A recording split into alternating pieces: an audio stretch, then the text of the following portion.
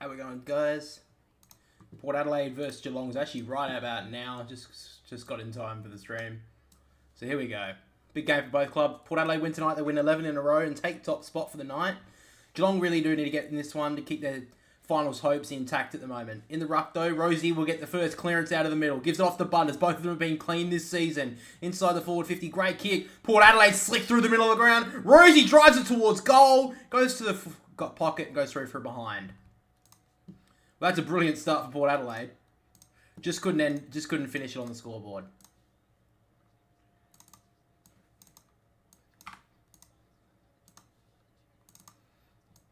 How you doing, John?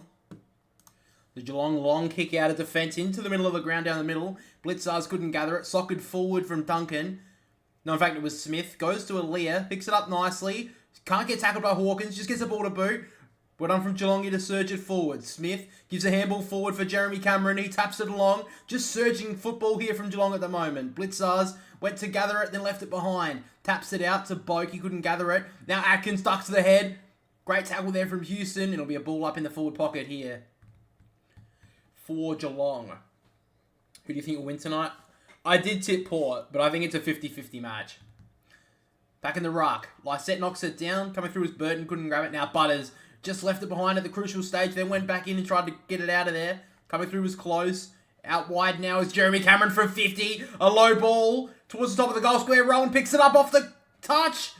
And he's got it. Gary Rowan kicks the first goal of Thursday Night Football.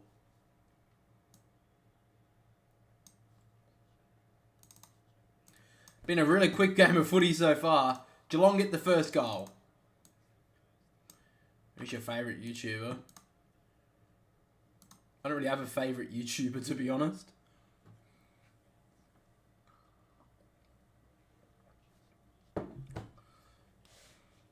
So Quinton Narkle was a late inclusion for Port Adelaide. He replaced Junior Rioli, who was a late out. And Zach Tui was also a late in for Geelong as well.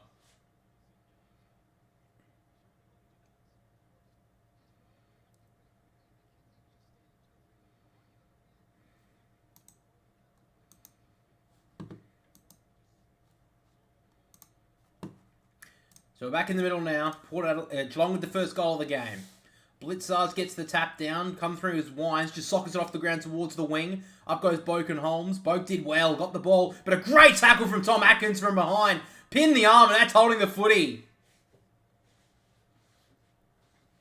So Tom Atkins takes the free kick on the wing. Kicks it inside towards O'Connor. Great movement from the Cats early. A tumble punt kick inside the forward 50 for Geelong. Works out for Brad Close, who takes the mark about 45 metres out, pretty much straight in front. To get the perfect start here for Geelong to get 2 early goals and silence the Adelaide Oval.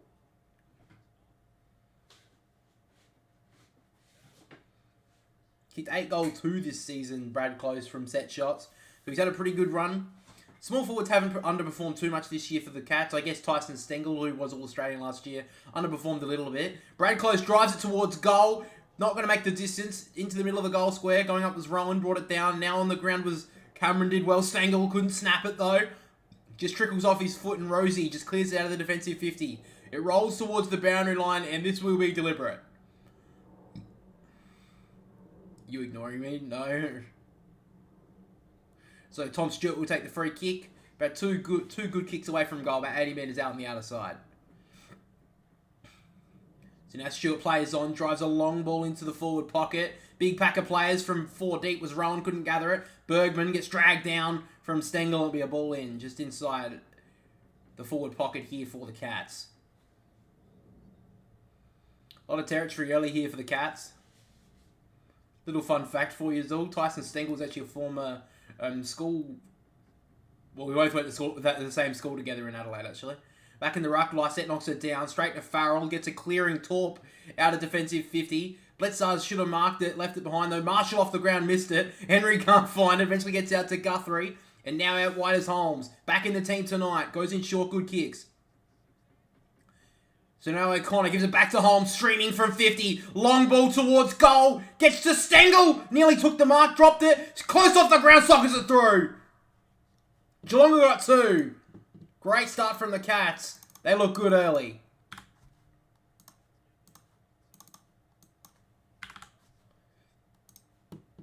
Lim 5-year-old. What's lim mean?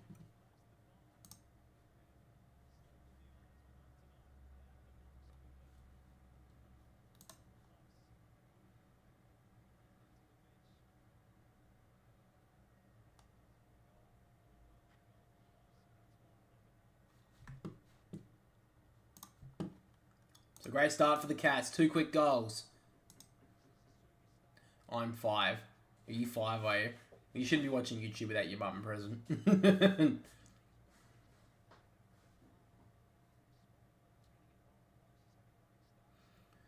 So dangerous small forwards working well so far for Geelong. Out of the ruck though. Lysette straight to Butters in front of the clearance. He drives it inside the forward 52. A 1-on-1. It's Dixon and De Koning. De Koning did well from behind. Palpepper now with the Zach Guthrie, and I think Palpepper may have just nearly put that on the floor. I think he looked a little bit guilty, but the umpire calls it a ball in.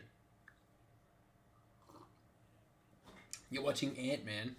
Why are you not watching the football, bro? In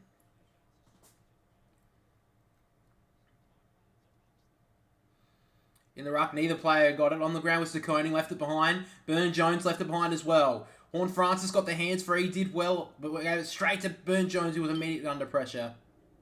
And it'll be another ball up.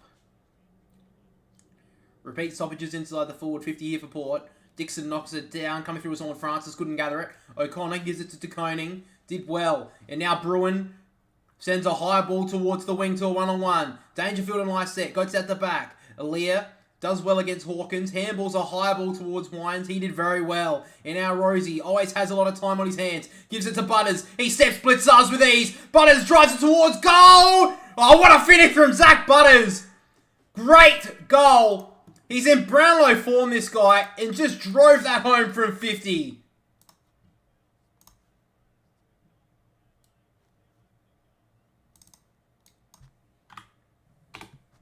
Port Adelaide get there first.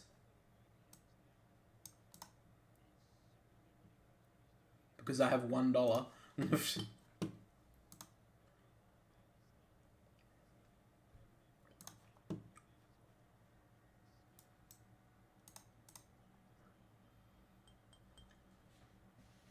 Great work here from Port on the wing here. I thought they were going to muck this up when the high handball went to Ollie Wines. But he got the hands up, got the hands out quickly to Rosie, gave it to his mate Butters, and Butters just drilled it from 45, 50 out. So back in the middle, Lysette knocks it down. Coming through was Holmes, couldn't gather it. Blitzars could get a clean hand and they're away. Atkins eventually gives it to Holmes. Little outside kick there was poor, and Elias cuts it off. Your nickname is Brad. Why is it Brad?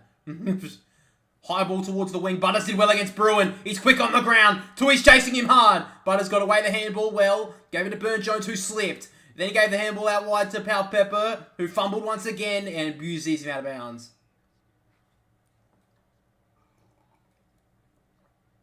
The Quinton Narkle, first game at Port Adelaide since he was picked up as the mid-season draftee against the former side.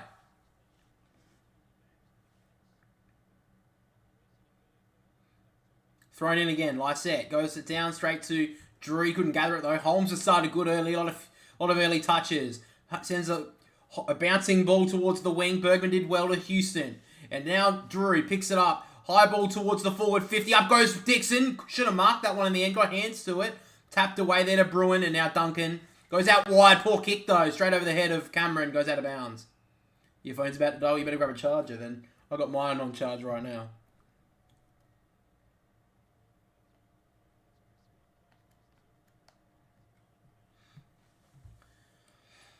Currently up by 5 points for the Cats. Early stages, first quarter. In the ruck there was Blitzars. Went out to Houston. Sends up a high ball. Sends that one up the chimney. Now Henry gets it out the back. Poor spoil. Finlayson got a bad bounce out the back. Holmes did well to work back nicely. Got the hands free to Tui. And the kick out of defence is just quick and rushed. Spoiled away from Lysette. Now Houston taps it forward to Rosie. Now Sins to get his first goal in AFL footy. Sins leaves it out to the left-hand side.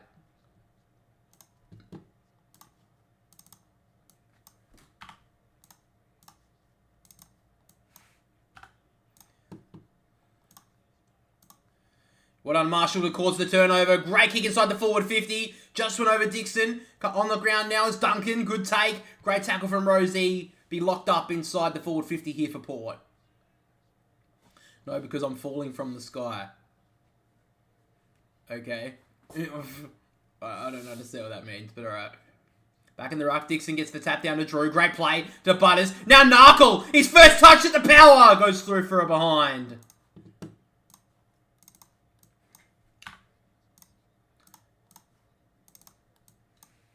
Big chance there for Quinton Narkle to snap his first goal. Had a lot of space inside that forward 50. Just couldn't get the bend on it that he needed.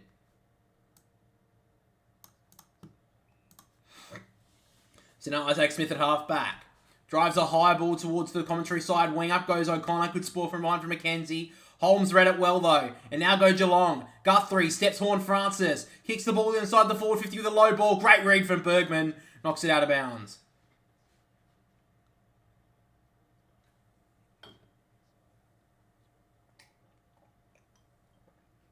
So it looks like Bergman, I don't know if he has the role on Cameron tonight, but that seems like a really big job for Miles Bergman to play. No one went up for the rock. It hit Dangerfield in the face. Ricocheted to Williams and now Farrell. Long ball towards the outer wing, just makes the players run for it. Got a terrible bounce, Buse. It did ricochet back though to Duncan, who just got the hands free in time. Now Tui has a little bit of time and space, kicks it down towards the forward 50 and taken well there from McKenzie. Oh, but the free kick's been given to Dangerfield for in the back. Oh, I don't know about that. But nonetheless, Dangerfield will get the free kick.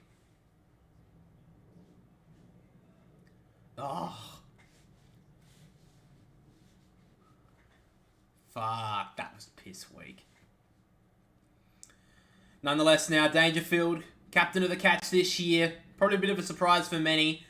But he comes in now. Drives it from 50. Long kick, won't make the distance. Goes into the pocket. Well in from Williams to spoil that away. Butters to Boak. Just got the hands free in time. And now Rosie. A long ball out at defence. Just ill-directed. Cut off there by Henry.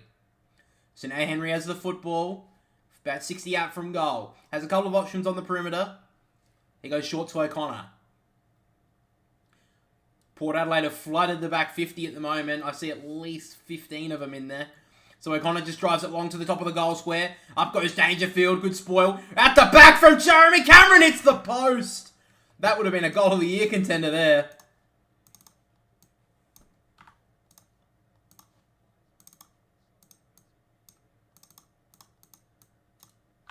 Jeremy Cameron almost over the head. Nearly nailed that goal. Just couldn't get it in the end. Leah takes the mark and then gives it off to Houston. Drives a high ball towards the wing. Boak should mark. That was a chop of the arms against De Koning. Be a free kick to Boak. True centre wing on the broadcast side. So now Travis Boak. Plays on now. Long ball towards 50. One-on-one Pal Pepper. Went on from Stewart to cause a contest. Couldn't mark it though. On the ground was Atkins. Just sends the ball into the middle of the ground. Now it bounces to Dylan Williams. He did nicely. Gave it to Finlayson. Always a good ball user, this guy. Sends a 60-metre bomb inside the forward 50. Great in front there from Guthrie and Dixon. Now O'Connor takes the ball. Tackled well from Marshall. And it'll be another stoppage inside the forward 50. I'm so shiny. Why are you saying I'm so shiny for? So 40 out from the Port Adelaide goal. Dixon knocks it down. Atkins grabs it. Does well. Gives it out to Bruin. Bruin's hands were okay. Close, couldn't grab it. Then went back into traffic. Well done there from Drew to cause the tackle. Wines' handball was pretty nice. Well done from Ollie Henry. Did nicely. Put on the pressure there. Now Bruin to Atkins. He stepped Drew well. And then put it back on the boot. A long ball towards Henry. Jack Henry, but he couldn't mark. Williams cuts it off brilliantly.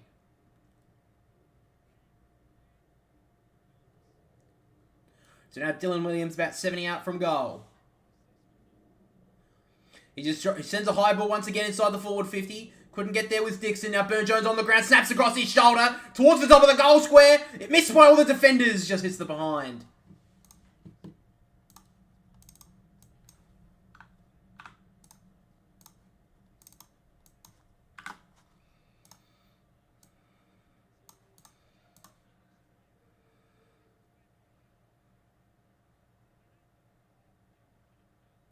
So Tom Stewart will take the kick in. Called back for some reason, but then eventually gave it back. So now a high ball towards the wing. Houston did well, took that.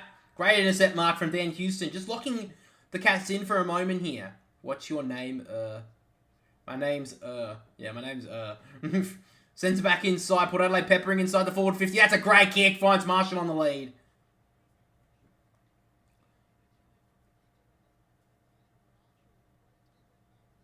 So Todd Marshall just gets that lead that he wanted. Great kick from Houston inside the forward 50. And a chance here for Port Adelaide to take the lead. Take an actual lead for the first time. Hello, my name's Dylan. That's my name.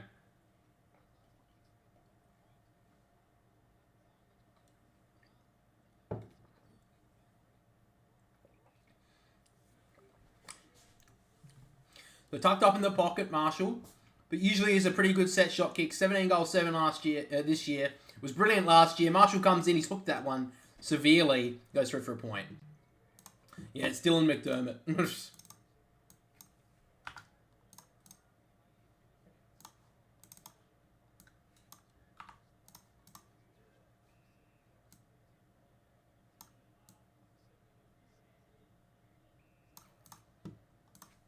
So now the Cats in the middle. Duncan gives it out. Bruin, in fact, gives it out wide to Smith. He drives the long ball towards the wing. Good kick. Finds Dangerfield. He's very important before he got injured about a month ago. When they were just getting back into some form, the Cats. And since then, they've been a bit up and down. So now Buse gives off the handball to Rowan. Takes a couple of quick steps. Drives it inside the forward 50. The low ball. Just tripped at the crucial stage. There was Blitzars. Bergman did well. Coming through was O'Connor. Dragged down there from Burn Jones. Been another ball up.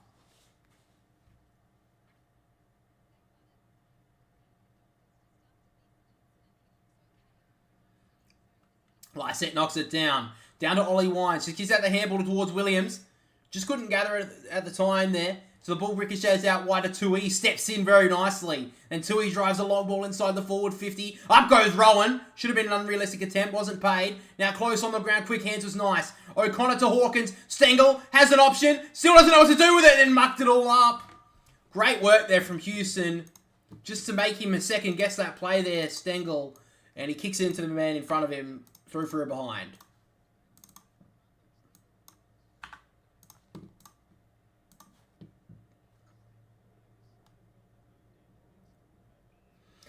So now Burton goes in short to Houston. He immediately turns and goes long. Finlayson did well to cause the contest. Narkle just couldn't get there. Gives away a free kick to Ollie Henry.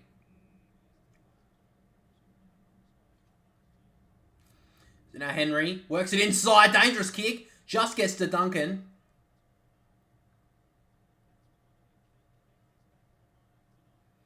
Duncan works it in short. Finds Kolajasny. They're just going to switch the play of the Cats. Finds De Koning all on his own. For about 80 out, drives a long ball inside the pocket. Cameron couldn't get there. Went on from Aaliyah from in front. Got a little touch on it. Burton just gave it straight to McKenzie. Made it his problem. And McKenzie's happy to see it out of bounds.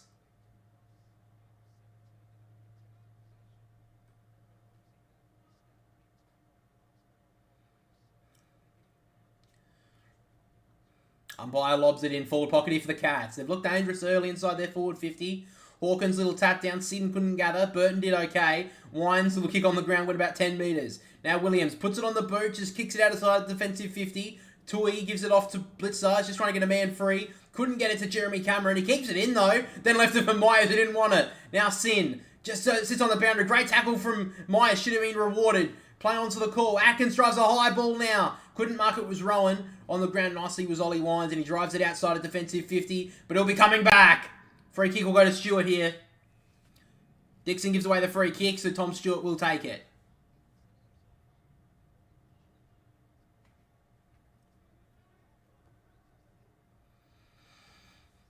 So Tom Stewart will take the free kick.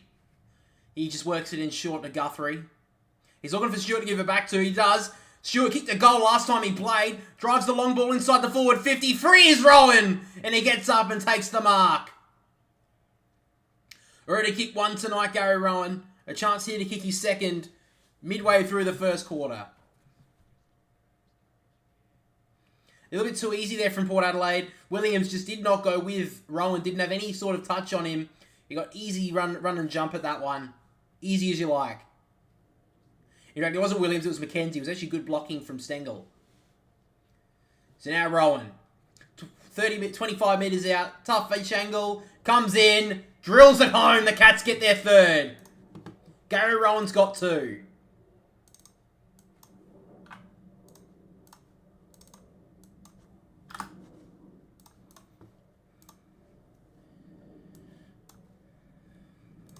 Just a reminder for everyone, the subs are Riley Bonner for the Power, Jack Bowes for the Cats. There was a couple of late changes, like I mentioned. Now I can't remember them. Zach Tui was in for John Segler. He was the late out. And for Port Adelaide, Rioli was a late out. And Quinton Narkle came in for his first game as a Power player.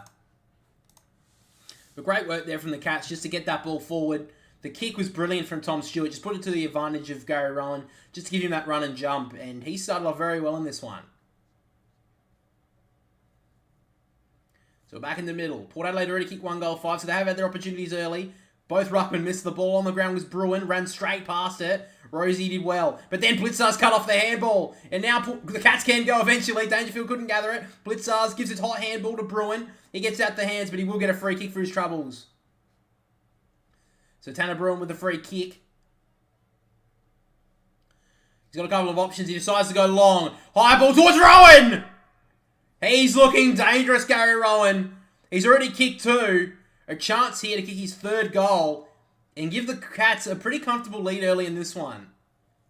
Trent McKenzie just couldn't go with him. Gary Rowan obviously has that burst of speed. He just got his knee right into the back of Valia to get that launch. And a great mark from Gary Rowan. Usually a pretty good set shot for goal. Just kicked one a few moments ago. A chance here for Rowan to kick his 3rd. Comes in. Kicks towards goal. That's a brilliant kick. Rowan's got 3. Cats got 4.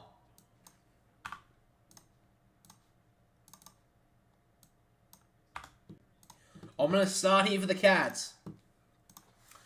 In the past, they have not been the best team off the bye. They were a 3-9 record, I believe, but I think they won their last 3 games after the bye. So it's not like it's the worst record in the world. But they did want to start. They would have wanted to start off very strong here at Adelaide Oval. Obviously, Port Adelaide have a wonderful record at their home, in their home ground, and they've started off brilliantly here.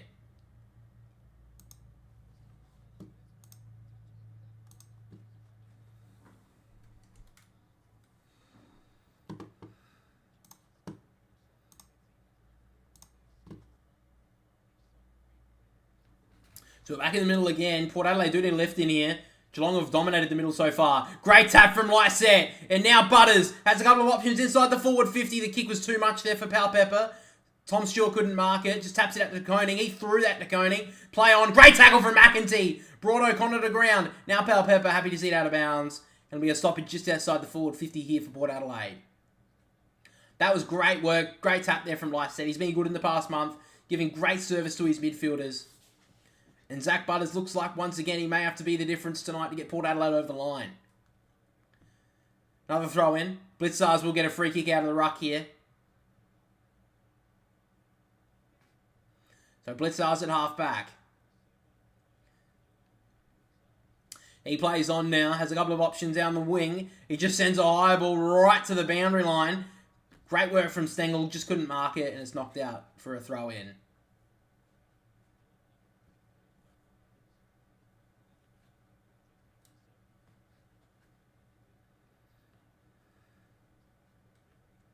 So true centre wing on the outer side. Lyset gets the tap down. Wines gets the ball come off his side of his foot. And now Myers works the handball over the top. Holmes, they can run it through hands here, the Cats. Stengel turns a little bit of burst of speed. Great kick inside the forward 50. Cameron couldn't grab it. Hawkins, poor tap there. Bergman cuts it off. And Port Adelaide clear their defensive 50. Wasn't a very good kick, though. It's been cut off straight away. Ollie Henry takes the mark. Cats have been locking it inside their forward half for quite a while now. So now Bruin. Had a few touches early. Looks into the pocket, into the one-on-one with Cameron. He couldn't bring it down, but he gets at the handball. Myers couldn't gather it, and then left behind was Farrell, and eventually trickles out of bounds.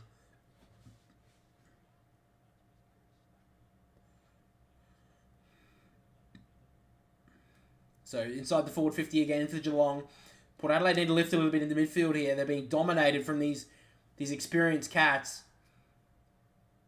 Hawkins and Lysette hits the ground inside the defensive 50 for Port. Burton holds Myers. He gets the kick away somehow. Holmes stayed low, trying to get a high free kick. Umpire wasn't tricked by it. It'll be another ball up.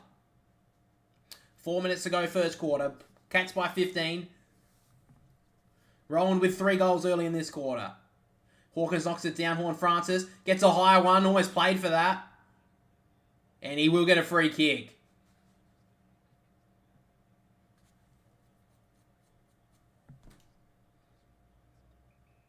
So Horne-Francis in the back 50. Doesn't have too many options, but then just finds a nice little inside-outer kick to Wines, who left it behind. Coming through is Farrell under immediate pressure by Holmes and Henry. Dragged to ground to be a ball up. Poor there from Ollie Wines. It was actually a really good kick from Horne-Francis working it inside. I think he was too busy thinking about what he was going to do with it next and actually take the mark. But just left that one behind there. In the ruck, Blitzars knocks it down. Horne-Francis did very nicely. Slung the ground, but landed on the ball, so he'll be okay there. Blitzars be another ball up.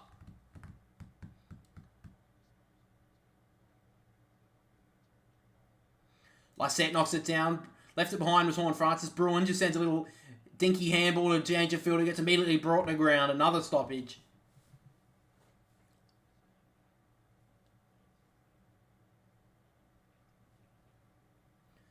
Blitzars knocks it down once again. Now Dangerfield did well. Just surges the ball forward. Inside the forward 50, but well done there from Mackenzie to read that one.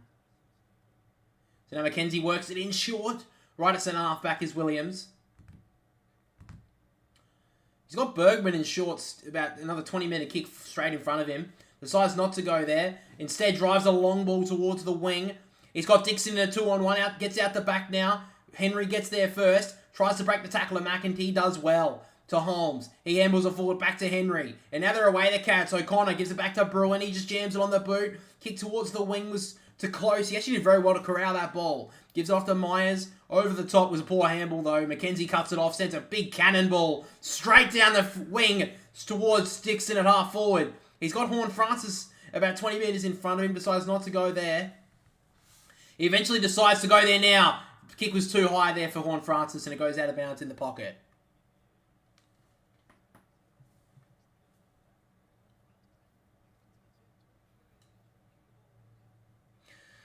So about 35-40 out from the Port Adelaide goal. They do need one going late into this first quarter. Geelong have had a really good start to this one.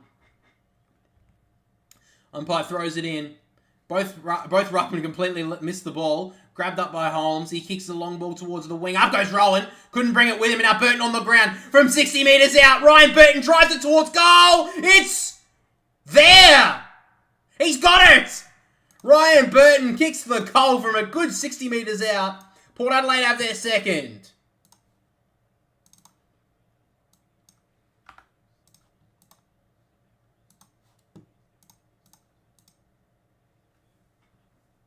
You had to find your charger. All good, John. Still 2 minutes to go in this first quarter. But Port Adelaide did kind of need that goal going into quarter time. Burton just blasted that ball from 60. And it's a great finish.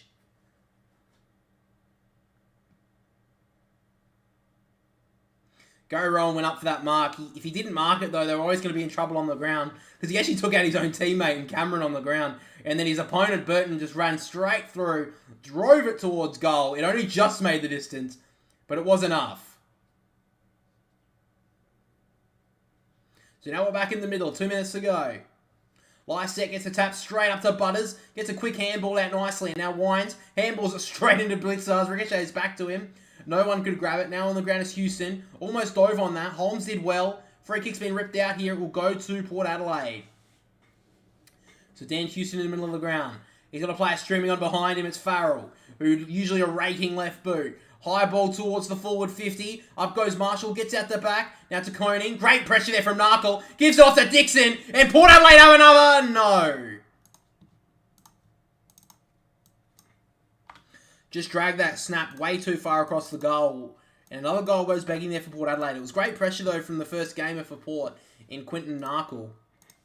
High ball from Stewart sent out wide to Blitzars. What's your favourite song? Oh, God. I don't even know, to be honest with you. I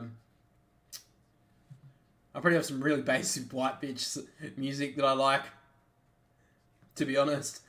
So now wide is Tom Atkins. He's 60 out, drives the long ball towards Tui. He couldn't grab it. Sin on the ground, just dropped it though. Single out to Tui. They've got a free man in Tom Hawkins. Drills a big one there for the Cats late in the first quarter. Tommy Hawkins.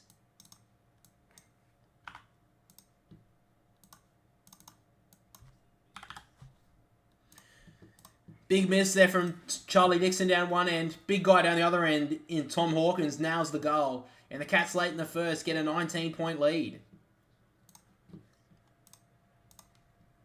How many goals do they have? It's too blurry. Cats have 5 goals. Port Adelaide have 2. It's not that bad, is it?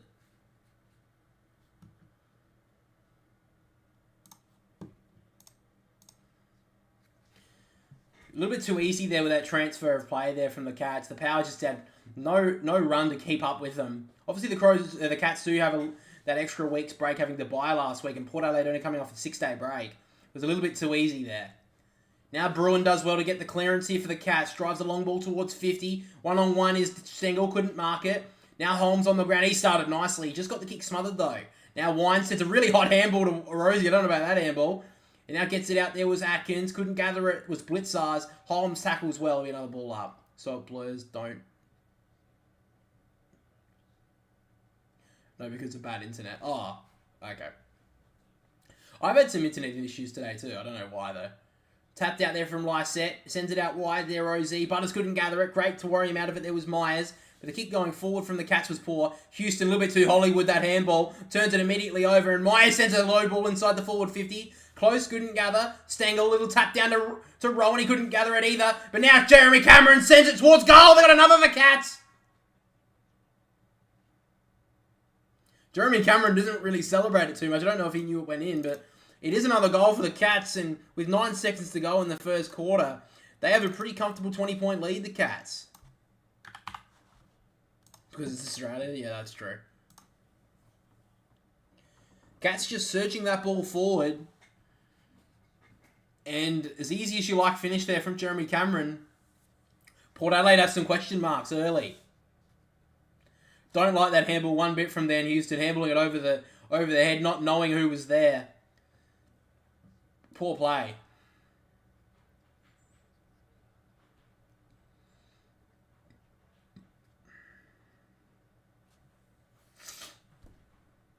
So 9 seconds to go in this first quarter. Back in the middle. Lysette gets a tap out wide. It was actually not the best though. Rosie and Holmes hold each other. Blitzars couldn't gather it. Houston gets a little handball free. But now Wines left the ball behind. And that will be quarter time. So Ken Hinkley has some question marks to ask here for his men as he goes into the quarter time break. At quarter time though, the scores are 2-6-18 to the Power. Down by 20 points. 6-2-38 to the Cats. Alright, I'll get up those statistics.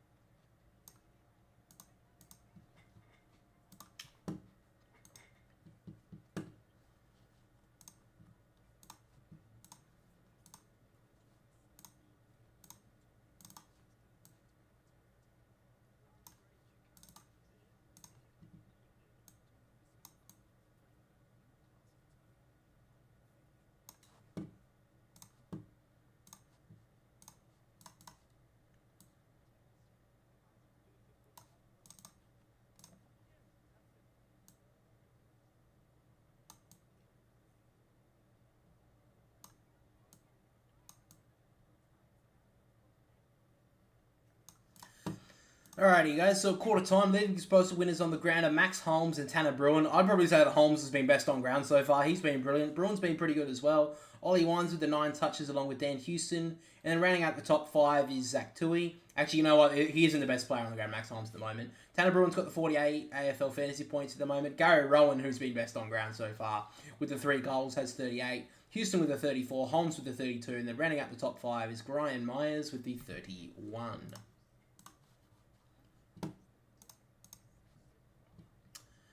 Tell hi, yell hi very.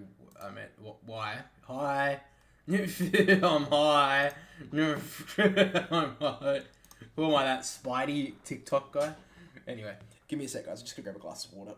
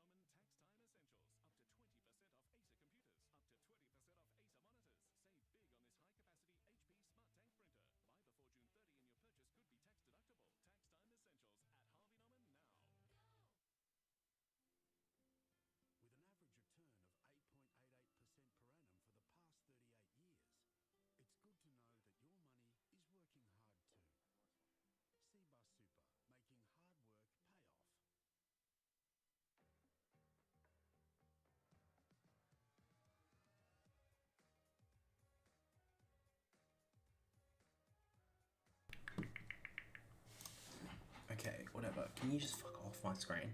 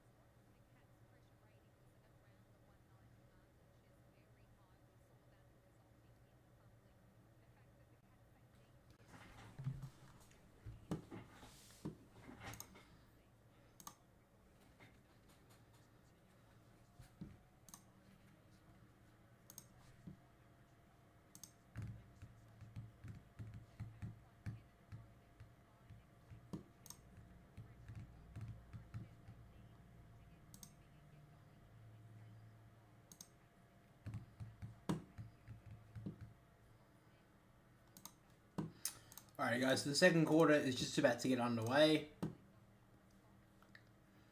Can Port Adelaide bring themselves bring themselves to this contest?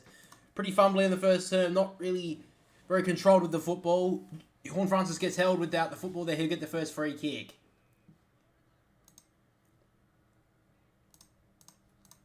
So Horn Francis will get the free kick in the middle of the ground.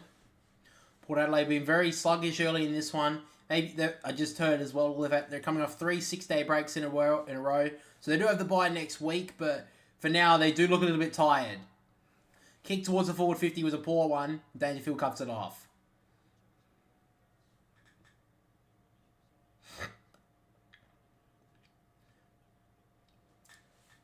So no, Dangerfield sends it down the wing. It was a poor kick though. Horne-Francis cuts it off, drives the ball back inside the forward 50. Not the best kick, but Guthrie did well to get the ball, handball away. Now Dangerfield drags Rosie to ground. Should have been a free kick. Play on. Now Houston sends a high ball towards the forward 50. Up goes Stewart in front, couldn't mark it. DeConing tries to claim the mark. Don't know about that decision. Powell Pepper nearly brought down Kolajasny. The Cats did really well in that situation. A lot of pressure from Port, but the Cats get out. But sends a high ball outside of defensive 50. Dangerfield, great mark in the air. Brings it down.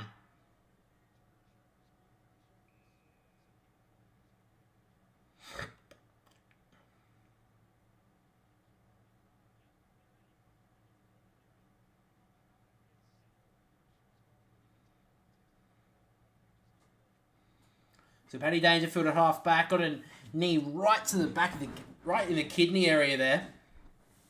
But now he sends a long ball down the wing. Another poor kick from Dangerfield, cut off by the same man, Horne-Francis. Doesn't look the best at the moment, Dangerfield. May just need a few moments just to gather himself, but he's still got his hands on his knees at the moment. Isn't really moving too well. Sure, he will shake it off, but at the moment he can't be very useful for the team. So at the moment on the wing is Trent McKenzie. He plays on now, McKenzie. Oh, fuck. Sends the ball down to the pocket. Henry gets the spoil through it. O'Connor just got the hands free. Now Dangerfield gets a kick away. Narkle will gather it. Did well. Great pickup. Now Houston's going to get dragged down from Stengel. That's holding the football. Great pressure from Stengel. Great pressure from the Cats early.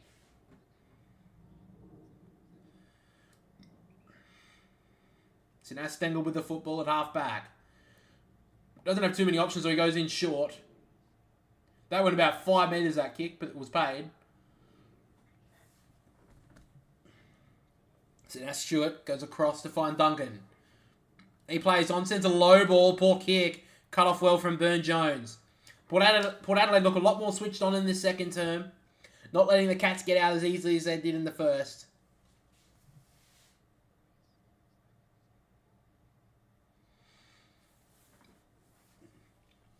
I mean, the reason why Dangerfield got hit so hard is because Rowan pushed him into it. Anyway, back in the ruck, Lysette sends the great tap towards about 20 metres forward. Coming through was Henry, did very nicely, got the little kick forward, just missed the Dangerfield in front of him. Now Lysette, great pick up, gives it off to Houston, and now Williams. Had a lot of time there, did well. Sends the ball long inside the forward 50. DeConing came through, left it behind. Narkle went for a short kick, we got way too much on it, and missed Powell Pepper. Goes out of bounds in the pocket.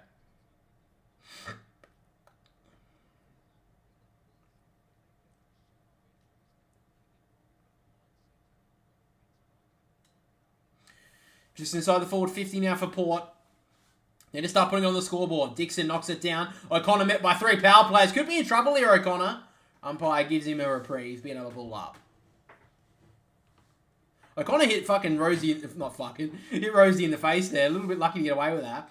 Horne-Francis gets it through to Narkle. Then Holmes gets hit high from Horne-Francis. Be a free kick to Holmes. So this will be his 11th touch here with Max Holmes. He's had a brilliant start to this one. Probably been second best on the ground behind Gary Rowan. So he sends the ball long down the wing. Up goes Aaliyah, left it behind. Now Burton couldn't gather it. Dangerfield does nicely. Back into the traffic, gets the hands ball to Henry, who's immediately met by Narkle. It'll be a ball up. Port Adelaide definitely playing a lot better early in this second term. Dangerfield's coming off now, maybe seen by the doctor. Meanwhile, back with the play. Lysette just gets the ball out of that stoppage, immediately turns it over though. O'Connor to Smith. Coming off half back now is Guthrie. Batman dragged down. Just got the kick away. Kolajasny breaking past Williams. Gets the kick away. Great smother from Houston. Port Adelaide are definitely lifted in this second term. Powell Pepper gives off the handball to Houston. Houston's got another handball option. Gives it to Marshall. Marshall from 51. Kicks it inside. Great pass. Finds Rosie. That's better from Port.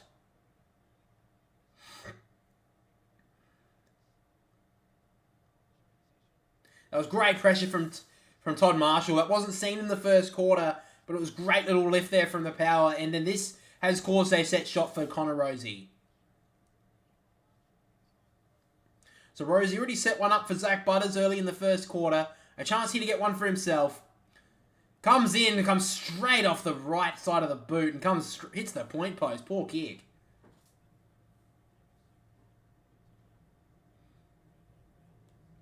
So Mitch Duncan will take the free kick. In the back pocket. Sends a high ball towards the wing. Goes up well there. Zach Guthrie brought it down. So now Guthrie doesn't have too many options. He just kicks a short one. Just gets to Duncan. Cats happy to just work this ball a little bit slowly at the moment. They know Port Adelaide are coming hard early in the second term. So he just kicks this short little kick to O'Connor. True centre half back. Gives it back to Guthrie, who kicks a high ball towards the broadcast wing. One-on-one is Narkle. Just went to ground there. Now at the back is Boken, a 2-on-1. Both Henry brothers chase him. Did well. And now Narkle gathers it, gives it to Dixon. Great handball player from the power. Palpepper burst through a couple of Cats players. Short kick inboard was good. Drew handball was poor right behind Palpepper. Couldn't do much with it. Bruin goes in hard, then handball was poor. Does well Palpepper to break past the tackle. Sends the ball inside the forward 50. It was touched. O'Connor gets there, does nicely. Little short kick. And finds Zach Tui on the wing.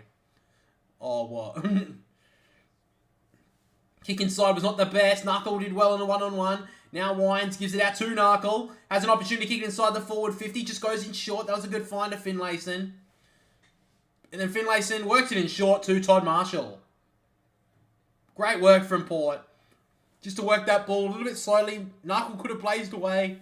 But he went in short. Then Finlayson's always a great ball user. Finds Todd Marshall. About 40, 45 metres out. Slide angle. Yeah, not doing too bad catching past. How about you, man? You got a little bit of a relaxing week. No Crows game this week. Port Adelaide already had 8 inside 50s in the second quarter. They really need to start capitalising on the scoreboard. So Marshall comes in. 45 metres out. Drives it towards goal. Sits just inside the post. And Port Adelaide get their first goal of the second term. Just snuck that in there to Todd Marshall. That's more like him to nail those set shots. Port Adelaide finally get their first of the second quarter. That's good, man.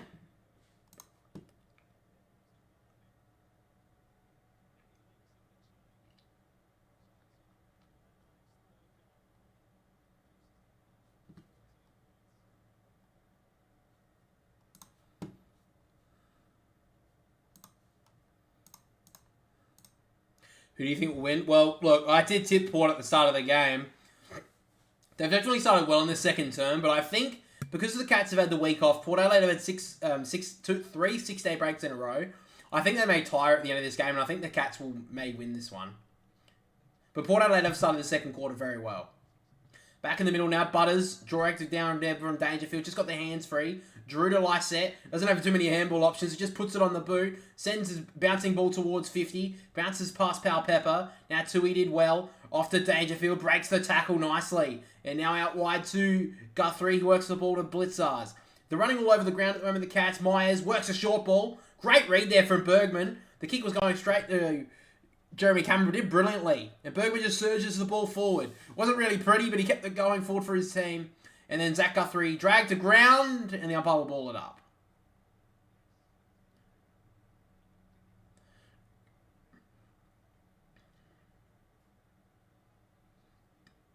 So back in the ruck, Blitzards gets a little tap down, coming through with Sin, did very nicely. Took 2 opponents with him and then gave out the handball. Wine sends a high ball towards the forward flank. Couldn't bring it down. There was Stewart. Guthrie did as well. Now Smith getting caught up by Port players. Just got their hands free again. Guthrie sends a high ball towards the back flank and finds Jack Henry. So now they all take a breath. Henry at half back. Doesn't have too many options. We're just going to send a high ball towards the wing to a contest. Up goes Ollie Henry. Couldn't mark it. Good spoil away from McKenzie. Bruin and McKenzie fight for it. Bruin just gets the hands free. It just misses Henry and then stays in bounds. Then McKenzie overruns it. So now Henry taps it back to Bruin. He just sends a long ball down the wing. Great spoil away from Aaliyah. But now Rowan's away. Oh, he's got a burst of speed, this guy. Kicks it out wide. Great kick to close. They got the overlap here, the Cats. He gives it over the top to Isaac Smith. He's got an option in the pocket. He gives it off to Hawkins. Hawkins drives the ball straight across the goal and finds Zach Tui. Unselfish play there from Tom Hawkins. Finds Zach Tui about 30 metres out, 45-degree angle.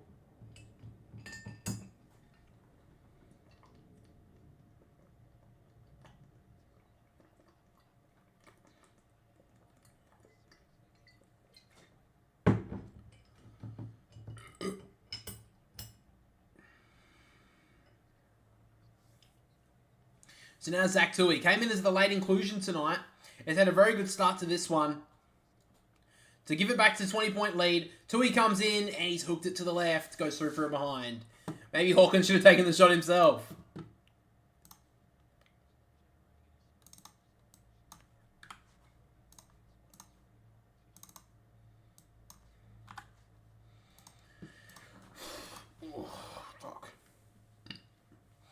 So now Williams sends a long ball towards the wing. Marshall in a 2-on-1. Did well to cause the contest. Horn Francis couldn't gather it.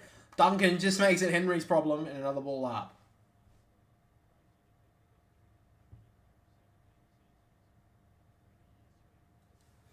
So now back in the ruck, coming through was Holmes. Just left it behind. Free kick may have been given to Holmes against Butters. Yes, he will.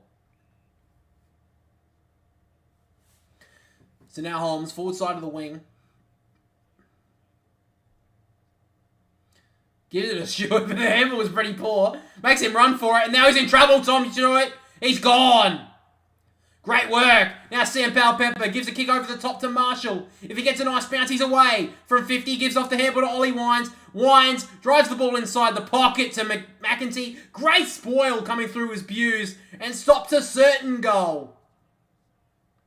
Buse kicks it out wide. Sin did well against Tui, but he gives away the free kick. That was brilliant from Jed Buse. That was a certain goal for Port Adelaide, gone begging. 15-point lead to the Cats at the moment. Tui has the free kick. Sends a long ball down the wing to a one-on-one. It's Cameron up against Lysette. Hits the ground though. Houston. Little handball over to Bergman, who lets it go. But then Myers gives a high free kick. That was a shocker. He had his head down. That's crap. Nonetheless. Myers drives a low ball inside the forward 50 to Tommy Hawkins. Been pretty quiet tonight, Tom Hawkins. Did set up that shot for Zach Tui a minute ago. But it's been quiet before then. A chance here to kick his first goal.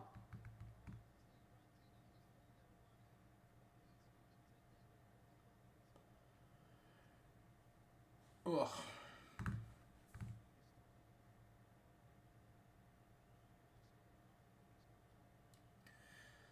So now Tom Hawkins has got one tonight, though. A chance here to kick his second. Comes in, kicks towards goal. It holds that right goal post and sneaks it in. Cats get there, get one back. Back to 21 points. Highest lead of the game so far for the Cats.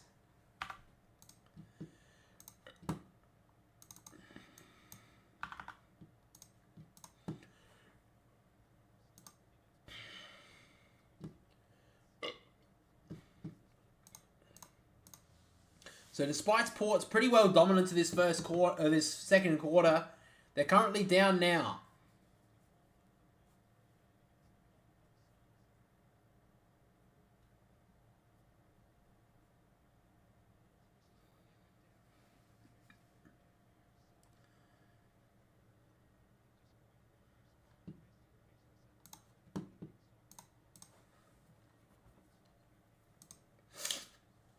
So back in the middle here, Port Adelaide still in trouble. In the ruck there was Henry up against Finlayson. Goes straight down to Dangerfield though. He kicks it inside the forward 50. Not the best kick. Sengel in a 2-on-1. Burton just happy to see it at the boundary line. And eventually gets over.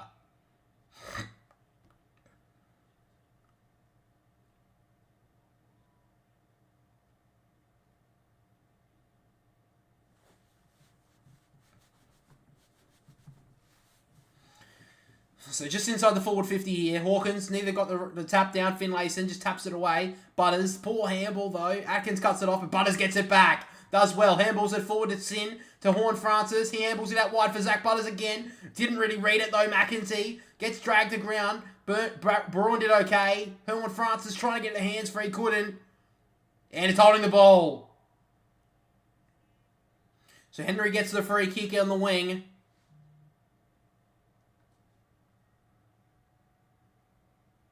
He plays on now, Henry. Drives a long ball just inside the forward 50 for Hawkins. Elias spoils it away. Butters with the handball out. Backwards was poor. And now Port Adelaide are in trouble. Myers couldn't gather it. Burton just a little soccer away. Rosie did well to get the hands free. And it looks like Rosie will get a free kick for his trouble.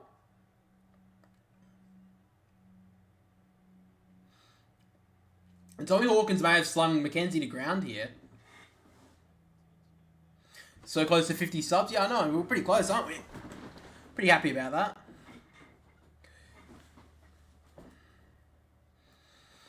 So now Aaliyah sends a dangerous ball just about 30 metres in front of him. Not the most creative kick, but just gets to Burton.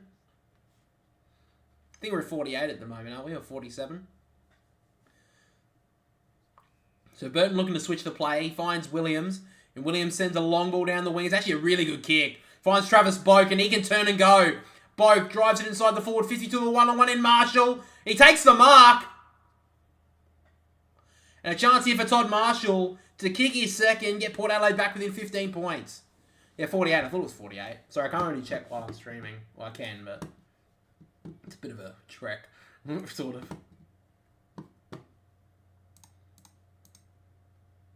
So great mark for Marshall in the one-on-one. And a chance here for Port to get back to within 15 points. Marshall, usually a really good set shot at goal, has kicked the one goal, one from set shots tonight, which is all he's scoring in this game. Pretty tough angle here.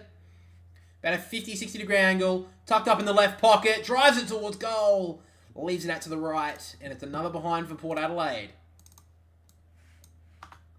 Both teams have the exact same amount of scoring shots, but Geelong have been kicking off straight to lead by 20 points. Duncan kicks a low ball towards the 50. Just taken low down was Tui.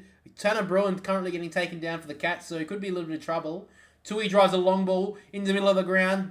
One-on-one was Rowan, couldn't bring it down. Farrell just gets the kick away there to Rosie. Aaliyah's handball's cut off immediately. Holmes drives it inside the forward 50 to the one-on-one. Couldn't mark it, was Henry. On the spoilers, Isaac Smith picks it up from about 55 out. Guthrie's got a couple of options in the pocket. Great spoil away there from Farrell. And it goes out of bounds. Great work from Port just to get back there. It'll be a ball in inside the forward 50 for the Cats.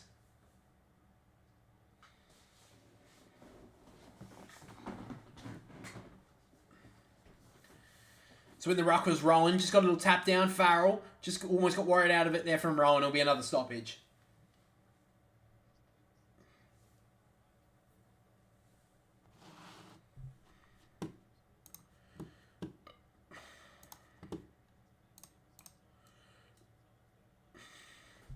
So back in the ruck.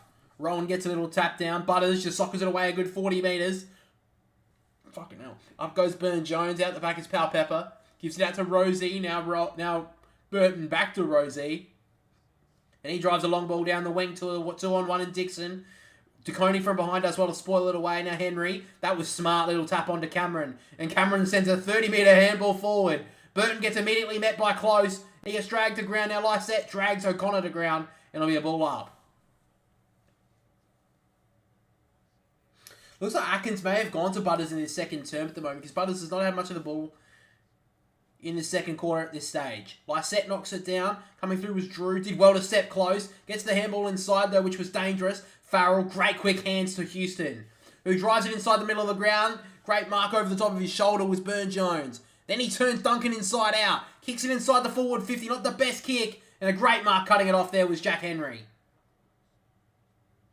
Porter due for a loss. I mean, yeah, they are. They've won 10 in a row. I mean, if they did lose tonight, I don't think they'd lose many supporters from it. I mean, unless they lose terribly.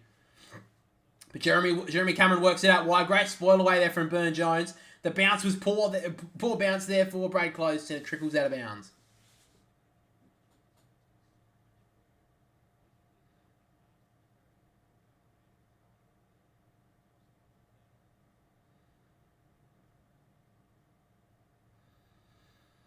So back, the umpire throws it in. Lysette knocks it down. Coming through was Drew. Just burst past a couple of Cats players. Gives it out to Houston. And he drives a long ball towards 50. It's a great kick out the back to Dixon. He's nearly away. He can't gather it though. Dixon loses it. And now Koning was clean.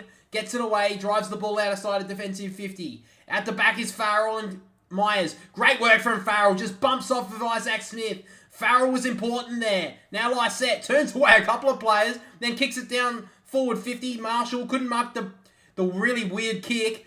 Burn-Jones gives it back to Marshall now. He drives it back inside the forward 50 to a one-on-one. Dixon lets it out the back. Finlayson gets a poor bounce. Henry tapped that from a long way out. He's going to be in trouble, maybe. I think he'll be okay. Just got a couple of poor bounces there, Port Adelaide. They were away if they got the right bounce. But the ball just... The naughty oval ball would not bounce perfectly for them. Another behind.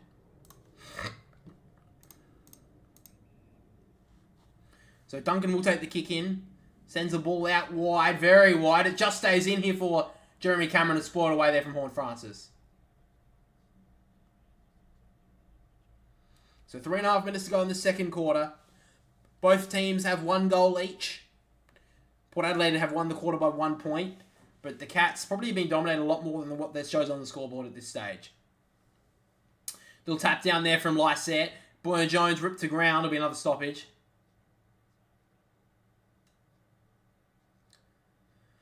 So just outside the forward 50 for Port Adelaide. Little tap out there from Lysette coming through as Holmes left it behind.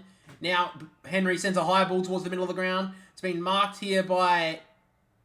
I think it's Drew, but it's been a free kick downfield against Port Adelaide. No, it's not going to be down... Is it downfield or not?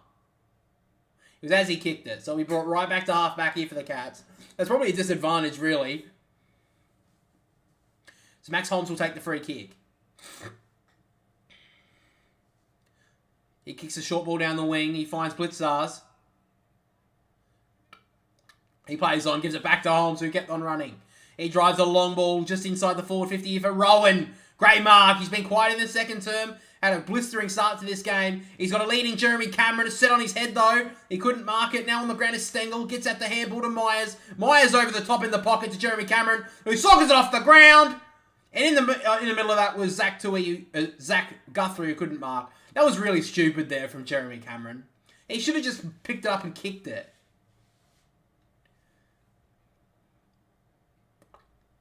That was a really stupid decision there from Jeremy Cameron. I mean, yes, if he got it, it would have been amazing, but that was really stupid. Handballs it inside. Now Houston goes down the line. Probably held there was Lysette, and he'll get the free kick.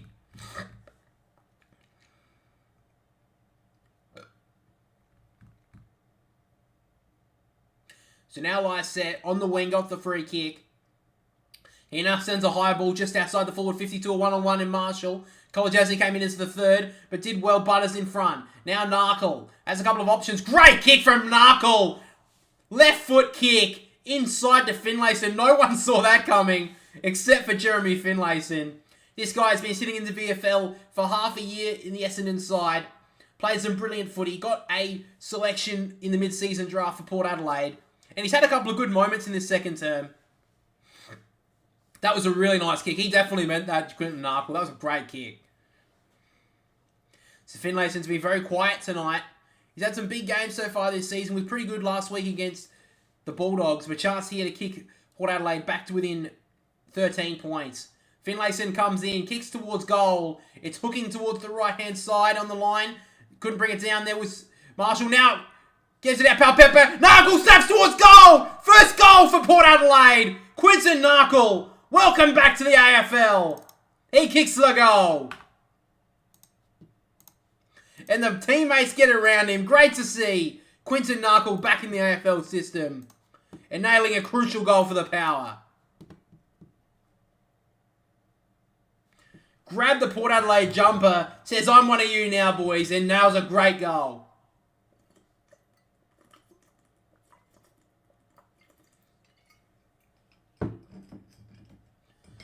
I think Geelong would have been pretty disappointed with that. That should have been spoiled through.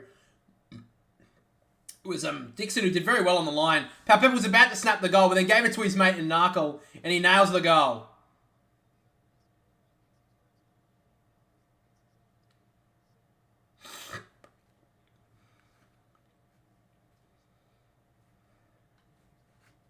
So back in the middle of the ground, Lysette gets the tap out. Rosie will get in front of this stoppage. Dangerfield tracking him down. Rosie shakes him off. He drives a high ball into the pocket. Finlayson gets his hands up and takes the mark. Port Adelaide late in this second term making a big charge. So Finlayson didn't get enough on that first kick he had just a few moments ago, which led to the Narkle goal. But he's much closer now. Loves a little snapshot there, Jeremy Finlayson. Probably in the perfect place to do so.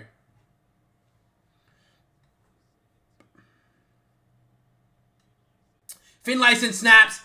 Port Adelaide have another. 7 points the difference late in the first half.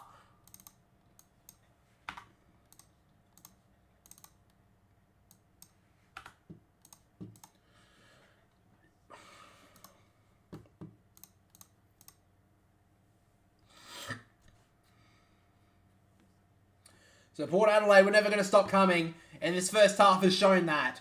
Great work from Port. Last two quick goals from Narkle and now Finlayson.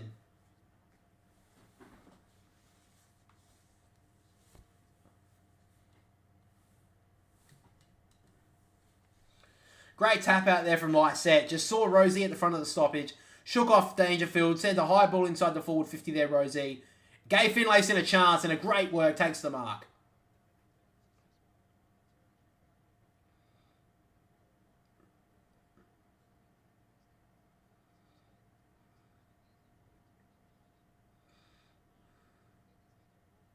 So Blitzars has had to come off here with the blood rule.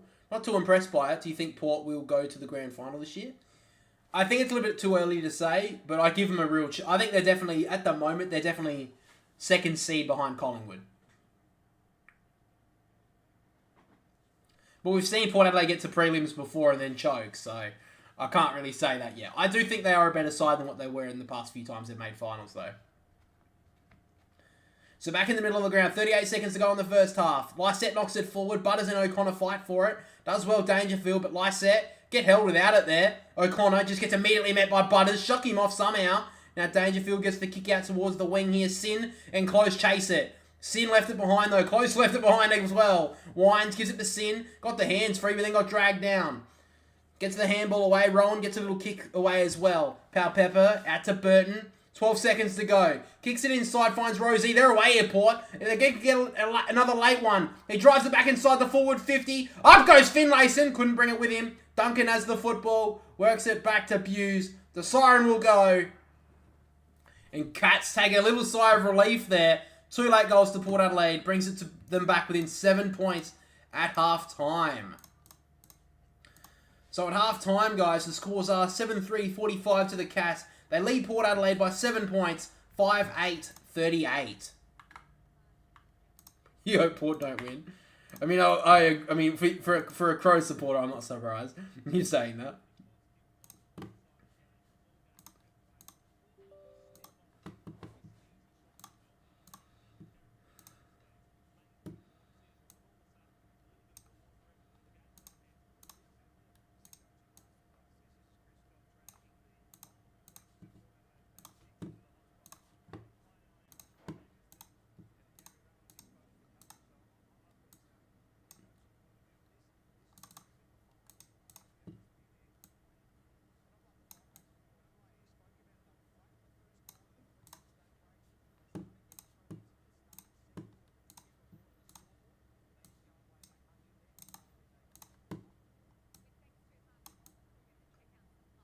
Alright guys, so at half-time... Alright guys, so at half-time we have leading disposal getters on the ground as Dan Houston and Max Holmes with the 16, Connor Rosie with the 15, and then 14 to Zach Tui and Zach Guthrie lead out the top 5. And then for the AFL Fantasy Watchers out there, we have Connor Rosie with the 59, Max Holmes with the 53, Rowan, O'Connor and Duncan with the 52, rounding out the top 5. Alright guys, we're back in about 15 minutes from half-time. We're back for the second half. G'day guys and welcome to the Boundary Riders podcast. Today we're up to episode 15 and we just completed round 13 with the Big Freeze as the final match of the round. Probably one of the games of the season. Melbourne just got over the line against Collingwood in one of the best games of the season in my opinion. Melbourne stood up probably really against the odds without Clayton Oliver And Collingwood gave it all they'd had. But to be honest, I think Melbourne won that one pretty easily. How did you think the round went? Yeah, it was a couple. Pretty good round, really. Entertaining finish to the round. Yeah, we saw Port Adelaide as well. Equal top now. Yeah. And the Crows annihilate the Eagles. Yeah, well, I think we could all see that coming. We could always see that coming as a car crash, and I think it turned out to be even worse. Yeah, I think when the Crows when that was lined up as a Crows game at Adelaide Oval, it was always going to be a flogging. And If it wasn't a 100-point loss, I think Crows would have been sad about it. Yeah, that's fair enough. But nonetheless, now we're getting into round 14, which is this week coming up. But before we get into our tips and all that sort of stuff, looking over the last round and all that sort of stuff, I thought it would be a good idea to maybe do a prediction of what we could expect for the rest of the season. So I'm sure a lot of you actually have done this at the start of the season, but there's a website called Squiggle, which I know sounds a bit weird, but they have this awesome ladder predictor that you can go onto, and you can predict every single match for the rest of the season from here on. And me and my brother have actually done that. So we're going to talk about that first of all today. I'm going to go through it first, mine, and on the screen on the left-hand side, we'll quickly reveal our prediction for the rest of the season. So on screen right now is mine, and the top four is actually the same for me. You've got Collingwood, Port, Melbourne, and Brisbane. That's the current one. The next four could be a bit different. I think definitely some people would disagree with this, but the Crows are 5th, the Saints are 6th, Geelong 7th, and the Bulldogs scrape in 8th. Then after that, to just miss the finals, we have Essendon, Fremantle, Gold Coast with all 12 wins, one game outside of the 8. Then we've got Richmond in 12, Sydney 13, GWS 14th, Hawthorn 15th, Carlton all the way down in 16th, and then North Melbourne and West Coast to round out the full ladder. Now, obviously, I'd like to think that's how it's going to end. As you know, probably not. I'd rather the Swans finish in the 8, but I don't think that's going to happen. I'll just go over a few things quickly. So basically, the most important ones, I would say, or the ones that maybe people would question. So the one that I think most people would say is a bit off, maybe, is the fact that the Crows are 5th. Now, the Crows aren't going to... Now, the reason why they're there is because, one, they will win all their games at home.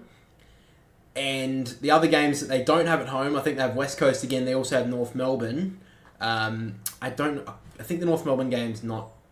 I think it's in Melbourne. I can't really remember looking at it now. But, they win those games. I'm pretty sure that they win those games. They do have Collingwood at the MCG, which I've put down as a loss.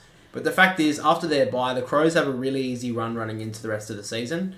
So I'm thinking that they're going to push for finals. And I did give them a couple of 50-50s. I think in the showdown, I've actually given them the win there.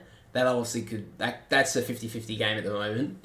And against Essendon in Victoria, I think I gave them the win as well. But of course, that could be a bit different, and maybe that would be Essendon deciding if they make the 8 or not. The next one is the Cats. The Cats I think will just scrape into the 8. I think they'll finish 7th at the moment, and that's only because they've got quite a few games down in Geelong. They've got Melbourne down in Geelong. They've got the Essendon down in Geelong, which I think are 50-50 games. But down in Geelong, I think they have the advantage. So that's why the Geelong have just scraped into the 8. Fremantle haven't made my top 8 this season. Now, the reason is because they do have a few games in Perth, but I think the games in Perth are the games that they should win anywhere. And the games that they play in Victoria and interstate for the rest of the season, like for example the Bulldogs, they play them in Melbourne sometime throughout the rest of the season. I don't think they pull that one off. And there's a couple of other games there where I don't think Fremantle can pull outside of their home state, so that's why they haven't made it. And finally, probably the biggest one is the Essendon. Now, Essendon are in very good form at the moment. Obviously, they just beat Carlton as well. A lot of people are probably jumping on the bandwagon that Essendon are going to make it, but they have the bye this week, and then after that, for 6 weeks after that, they have Fremantle in WA, they have the Bulldogs at Marvel, they have Port Adelaide, they have at the MCG, Adelaide at Marvel, Geelong in Geelong, and then the Western Bulldogs at Marvel once again. Now, I don't know why they played the Bulldogs in 5 weeks. I don't think that's I don't know what the fuck that is all about. Great scheduling. Great scheduling by the AFL. But on paper, at the moment, I don't think they win any of those games. Now that's a bit of a tough thing to say. They very well may win, 4 or 5 of them and be giving themselves a chance right in the 8. But for me, right now, looking at it, I gave them all losses. So that's the only reason why Essendon missed the 8. Because their final 5 weeks, I think they win all of them. I think they have Sydney, West Coast, North Melbourne, and a couple of others in there in those final 4 or 5 rounds. So I give them all of those wins. But the games that are going to be those next 6 weeks are going to be really interesting, and we'll decide if Essendon make it. And then finally, with the Gold Coast, at the moment, the Gold Coast, Dockers, and Essendon only miss out by the 1 game from the Bulldogs and Geelong in the top 8 from this. So if the Gold Coast that we've seen before their bye, they were getting in a bit of form. If they can pull off a couple of games, they could very well make the 8. Same goes for Fremantle. If they can pull a couple of games outside of WA, they're very well on their way to making finals. And Essendon, I think they're probably the biggest chance out of those teams that missed the 8 to actually just snag a spot. Yeah. But yeah, the Bulldogs are probably my biggest disappointment if they finish 8th, because they should be making top 4 in my opinion. They've got the list, they've got the management, but they just don't win. They've lost their last 3 now. Yeah, I think they're in deep trouble. They're in horrible form at the moment. Yeah, which we'll talk about just after my brother goes through his prediction for the rest of the year. But yeah, those are my rest of the season predictions. We'll get into yours. So let's on screen right now is Jack's. Yeah. So at the moment, I think the top 4 is about the same, just a different order. I think Collingwood finished top, Melbourne, then Port Adelaide and Brisbane. To round out the bottom 4 of the 8 is Geelong, St Kilda, Freo, and I think Essendon just slip in. So the bottom 10, I think the Crows and Western Bulldogs are a game out.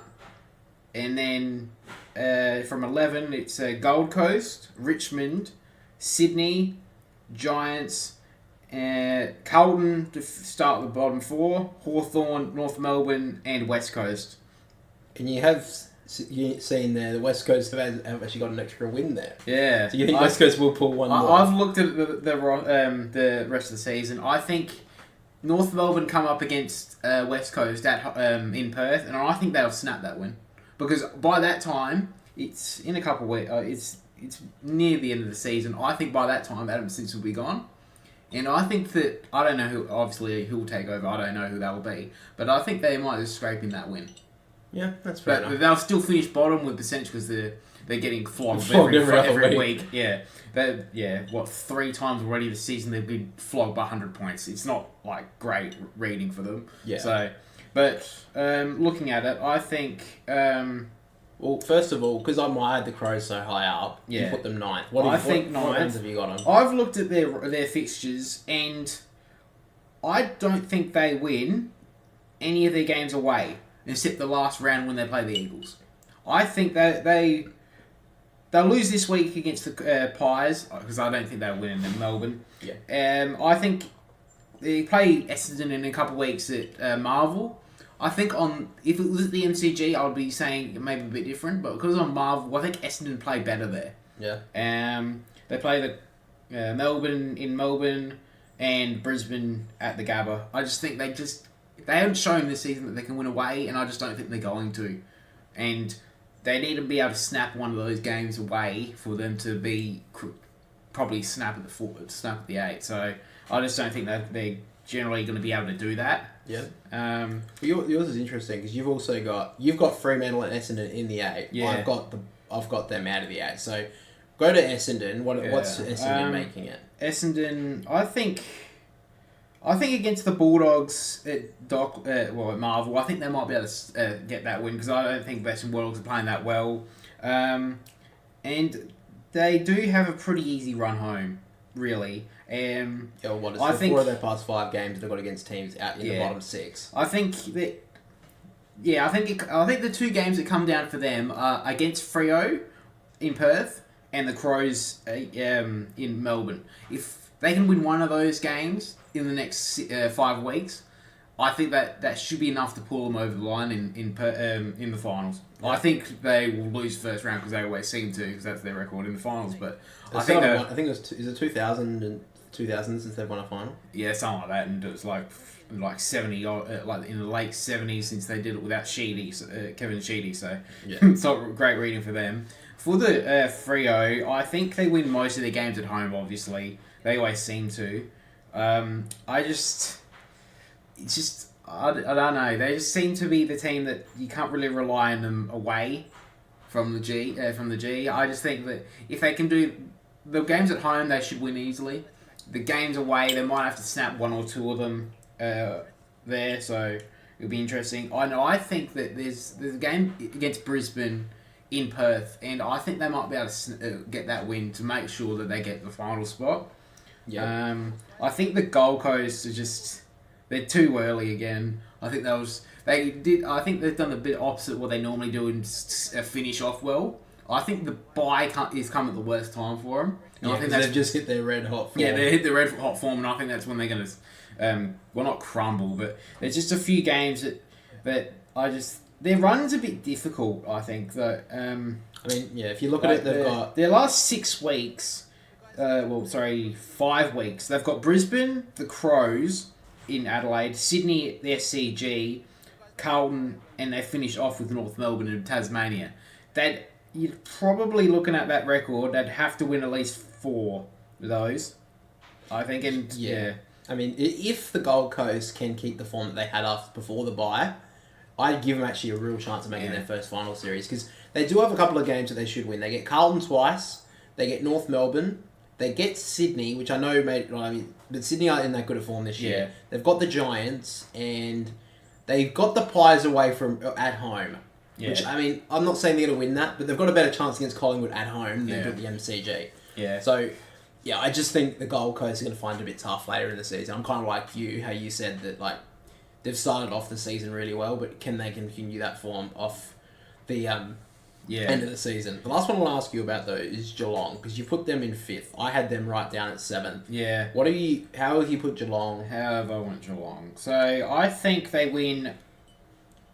What if I went for them? So I think they against Port this week. Yeah, I think they will. I'll explain that a bit later though. Why I've went Geelong over Port Adelaide, even though it is an Adelaide Oval. But I just think that some of their games are just a bit easier. Like some of the games that they play at Gdynia Park, which I don't think is really fair, because they play 5, 6, 7 of their last games at Gdynia I don't know Park. why they don't spread them throughout the season. Yeah. Why do they put them all at the end just to give them a better run? I don't know. But I think they normally start slow, which they have this season, and they come with a rush, and I think that's going to happen again. I think, against Collingwood in round 22, I think they get that win at the MCG. I think they were just being good form enough to get the win for that one. I think against Port at the Gdynia Park. Yeah, I think they only lose 2 more times for the rest of the season. I think they'll lose to Melbourne, even though that's in Geelong. I think they'll lose that game, and I think they'll lose against Brisbane at the Gabba. I think, besides from them two, I think they win them all.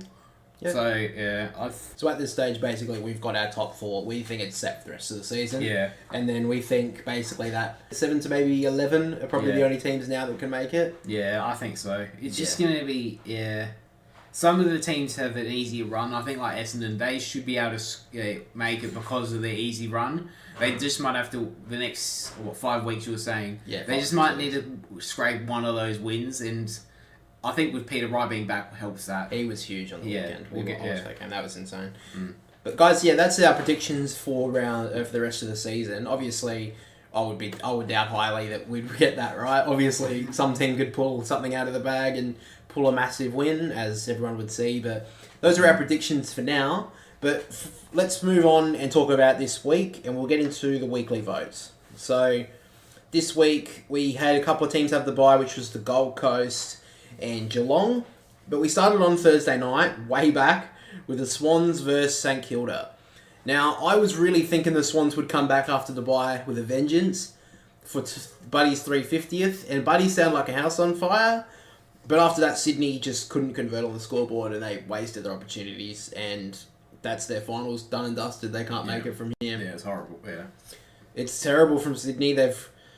I thought they'd bounce back this year after the terrible grand final, but It doesn't look like they're going to. I think that this. I mean, look, maybe to an extent they got there a year or two too early, because their team's such a young list.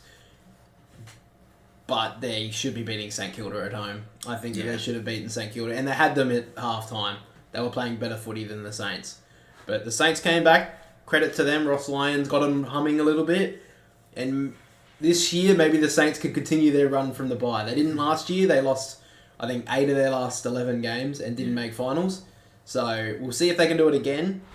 Did you watch this game? No, but I obviously saw the big highlight, the big Dan spotlight. Butler, Yeah, I just a couple of hours ago he was free to play now, so that's So I mean that's good to see. Yeah, It never should have been a week. I mean, we watched this game. I watched this game. I saw it live. That anyone could even think that was a free kick is ridiculous. He's rode into ground. I did hear about Jordan Lewis. He thinks that should have been a week. He's an idiot. He's an idiot. That was weak as piss from fucking the AFL. I've even given him a week. That was a great tackle from Dan Butler. Nick Blake, he was holding the ball 100%. He got taken to ground. His head, I think, hit the ground. But that doesn't... head knocks are going to happen in the game. It's a physical sport. It's a contact sport. It's going to happen. Dan Butler's tackle was a brilliant tackle. It should have been a holding the ball decision, and St Kilda should have gotten the free kick. Yeah. And that's coming from a Swan supporter, as you can see in the background there. That's coming from a Swan supporter, alright? Yeah. So that was a ridiculous call. I had to watch the replay like 3 times because I didn't know. The first time I looked at it, I was like, wait, what did they pay for? I just didn't get it. And then, I don't know. I think you're losing the fabric of the game if that was going to be a week. Yeah. If you're going to. Because they already got rid of the bump. You can't get rid of the tackle. Yeah, exactly. I just think that was a stupid decision. But thank God they actually had some common sense and they reversed the decision of giving Dan Butler a week. So he'll be back for the Saints this week against whoever they're playing. I can't remember. We'll talk about it later. But nonetheless, the votes we get to now. The one vote I gave to Owens. Owens was brilliant in this game. He's playing as a second ruck. He has been all season. I think he's a smoky for the rising star. I don't know if he'll get it because I think that maybe the likes of Sheasel and Ashcroft will get talked about a little bit more, and maybe a few others. But this guy's on a roll. He was playing brilliantly last on Thursday night, and he just getting back to the play, like getting back with a flight, helping out his defense, taking marks. He may not have had the most amount of disposals, but he was brilliant in this game, so I gave him the 1 vote. 2 votes I gave to Cal Wilkie. At the start of this game, Buddy started off pretty well. He got 2 goals early, and I thought this was actually a time where Buddy Franklin could show a little bit of his old form, his old self. But Cal Wilkie just shut him right down. Just shut him down from quarter time. Buddy Franklin hardly got near it. I think he only had about 3 or 4 touches in the second half. And he just patrols that back line so well, Cal Wilkie. If he doesn't make the All-Australian team, it's bullshit, because he was brilliant in this game against the Swans. And finally, I actually gave the 3 votes to Wanganeen Malira. He played really well off half-back, and he's been brilliant for the Saints this year. Yeah. Some people may have thought that Brad Crouch would have got it because of the fact that he had a lot of touches, but I think that these 3 guys here actually were the 3 best players on the ground. This isn't exactly 100% a midfielder's award. Yes, a midfielder may well...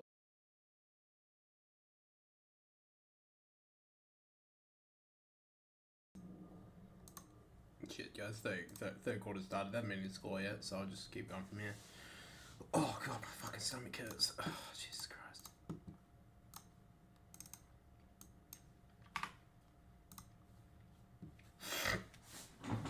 Oh my god, my stomach. Fucking it. Ugh.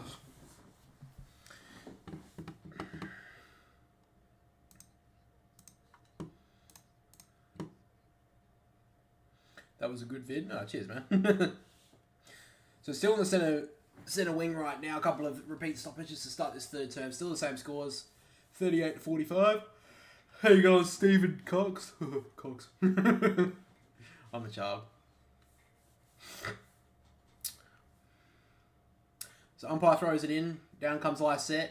Dangerfield can't gather it. Horn Francis gets away, and a free kick's been pulled out into the Cats, and 50 metres has been ripped out here.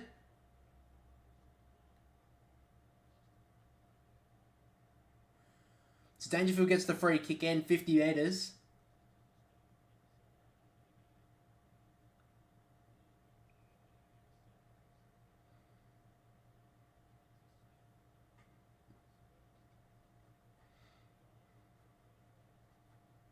So Dangerfield has had one shot tonight. He missed it very poorly. A chance here to give the Cats the first goal of the second half.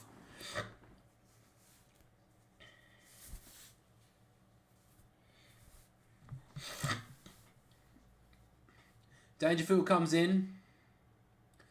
45, kicks towards goal. Dangerfield, that's pretty much as straight as you'll ever see. Dangerfield kicks the first goal of the second half.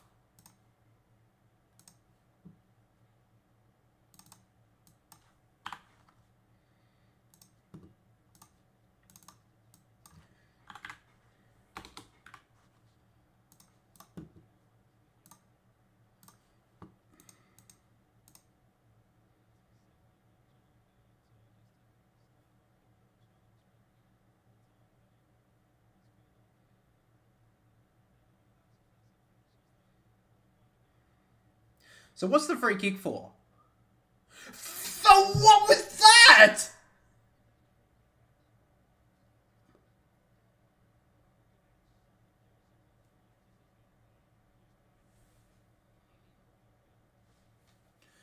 What was the free kick for is my question. In the ruck there, Blitzars play onto the call. Atkins gets dragged down by Horn Francis. Look like be another stoppage here just inside the middle of the ground. I don't even know what the call was for, dude. That's the thing. Can you tell me what it was for? Was it for a hold? There's 4 of these cunts out there in yellow and they still can't do their fucking job properly. My God.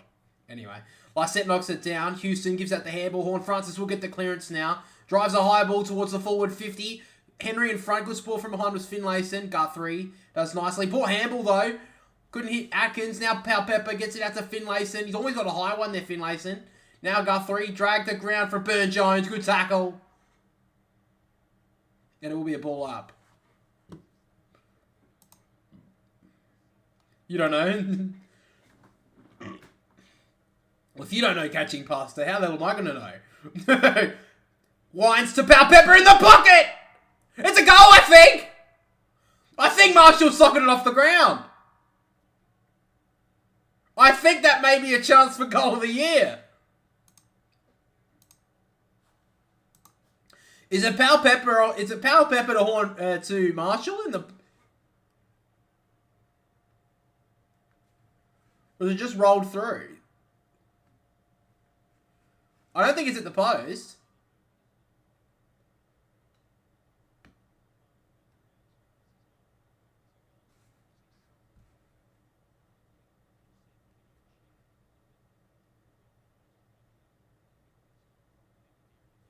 So he said it was a goal. That's the call. That's a goal. The flag has not moved. The post is not being touched. I think it's a goal.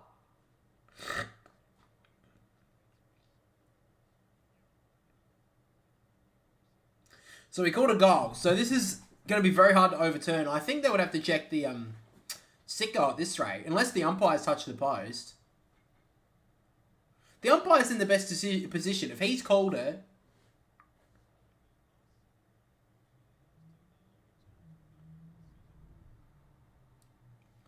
What are we waiting for? There's no...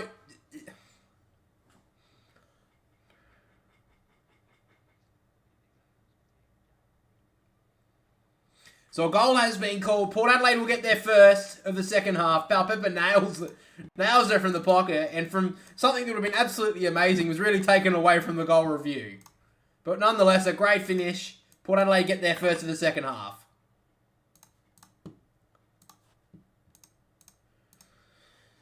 I thought Marshall socketed it off the ground because it just took a really insane left turn.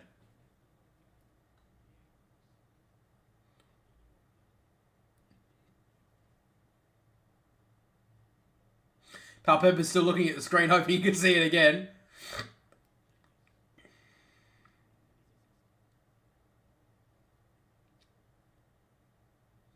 Powpepper did really nicely to tap it on. And then just the dribble from the pocket here.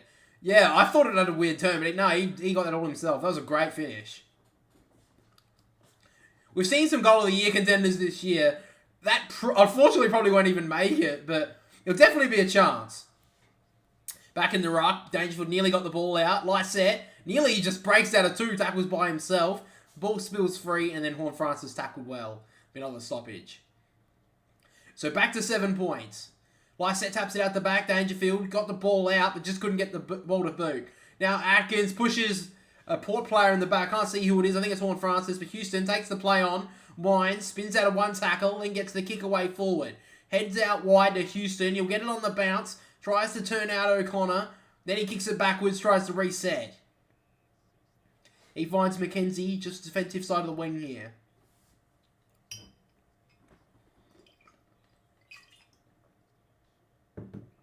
In short, the Ollie Wines.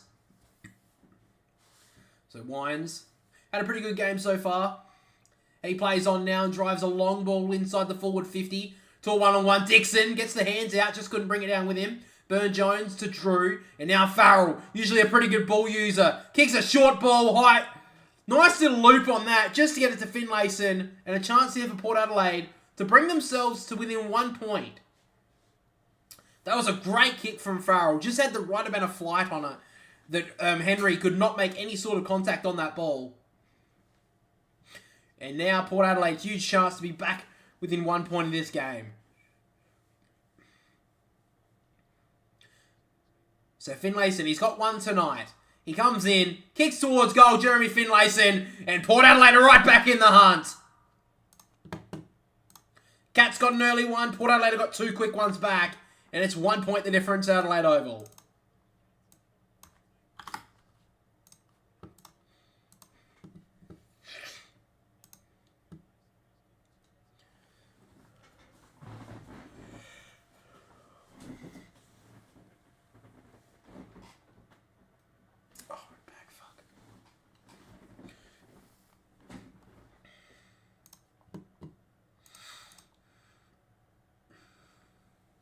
Great kick there from Farrell. Just had the right amount of loop on it to find Finlayson.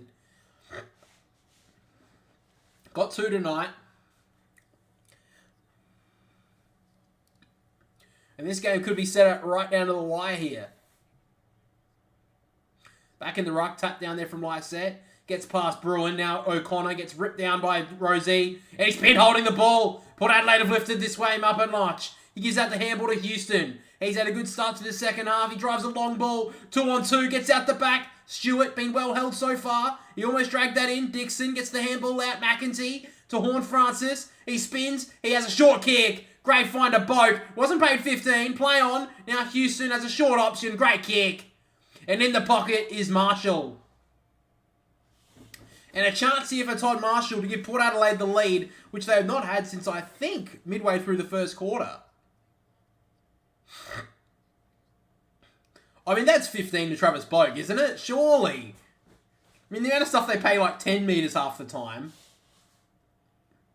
Yeah, Port Adelaide have only had the lead for 1 minute and 15 seconds so far in this game. Marshall's had a couple of tough kicks tonight. This is yet another tough one. But if anyone can, Todd can. He comes in, kicks towards goal. He's nailed it, Todd Marshall. Port Adelaide take the lead.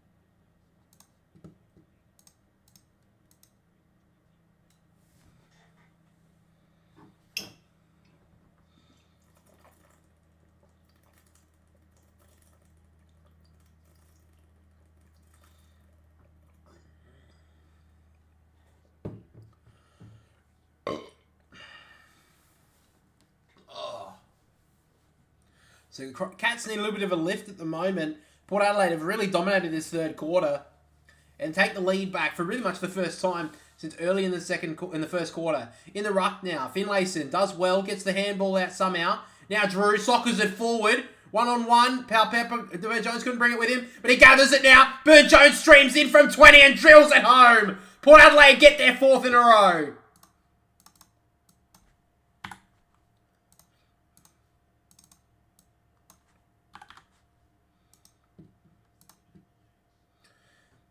$11-point lead to the Power. They just came in all guns blazing in this third quarter. Lead it by 11.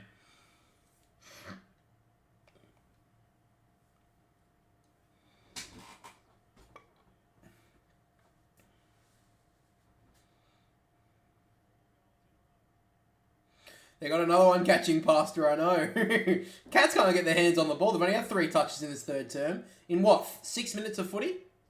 And one of them was a kick for goal from Dangerfield.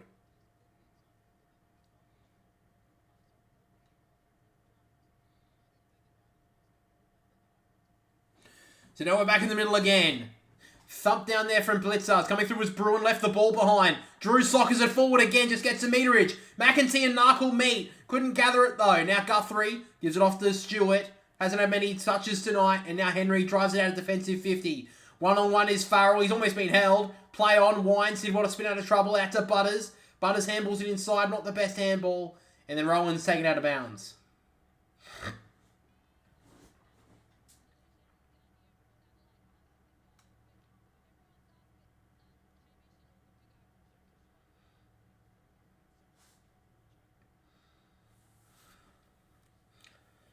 So back in the middle, knocked down Finlayson. Drew couldn't gather Holmes. Just gets to the hands free, but he's handballed straight to the boundary line. He's going to be in trouble here, Max Holmes.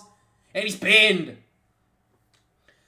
Free kick to Butters on the wing. He works it in short, and he finds Farrell. No, in fact, it's Rosie.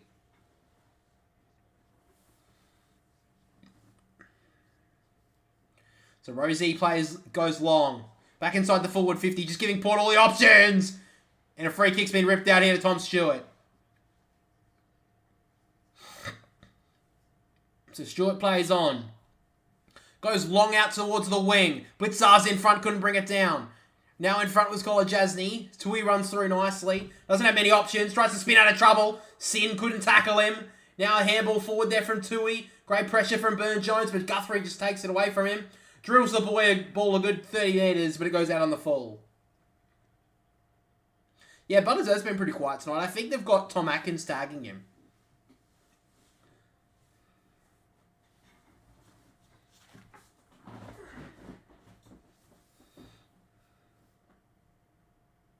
So now Williams will take the kick from the wing. Drills a good 50-metre ball towards half forward. De Koning at the back should have marked it. Dixon did well to cause a contest. Little handball from De Koning. Kolajasny and now Tui. Puts it on the boot. High ball turned over and made it straight away.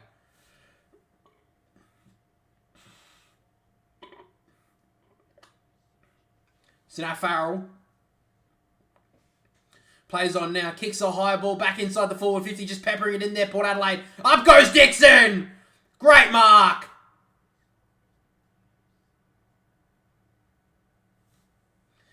Cats are in all sorts at the moment. Charlie Dixon takes the mark. Been very quiet tonight. But took his moment right there.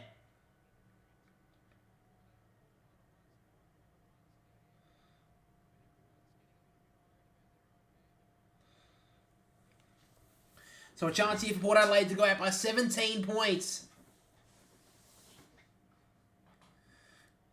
Dixon comes in. Kicks towards goal. He's hooked it too much. Just threw for a behind.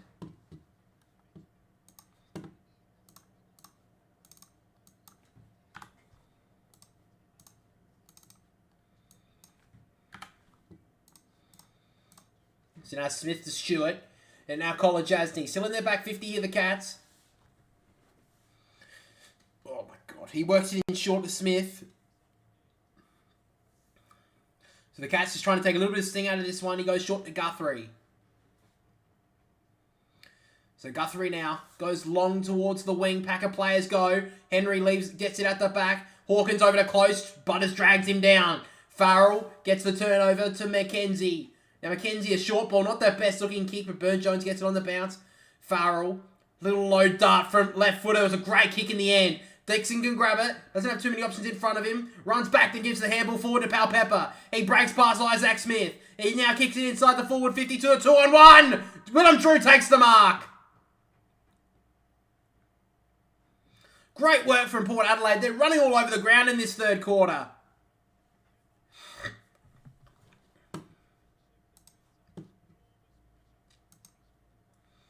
Great work from Pal Pepper. He went down as he kicked it. But he just got it past a couple of opponents to run past him. Gave it to Drew. And a chance here for Port Adelaide to get out to 18 points. This is for 5 goals in a row in this third quarter. Willem Drew comes in. Kicks towards goal. He sneaks it home. Port Adelaide out by 18.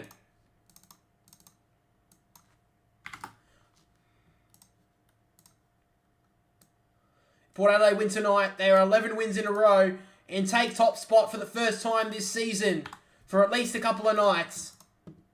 Well, at least for a week, as the Pies have a bye this week. Great finish from Willem Drew. And they lead by 18.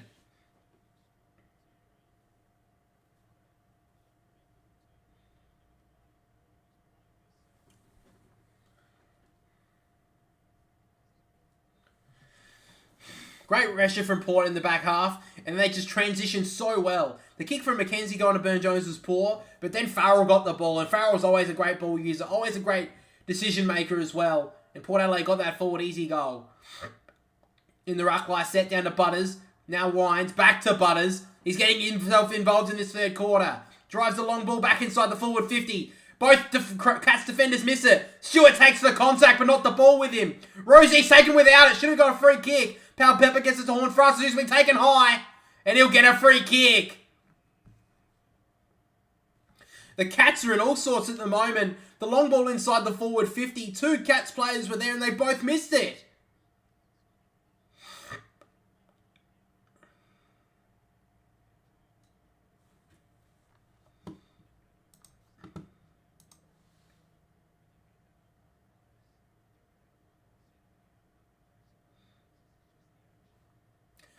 So now Horn Francis to give Port Adelaide their 7th goal in a row and get out to a game-high 24-point lead.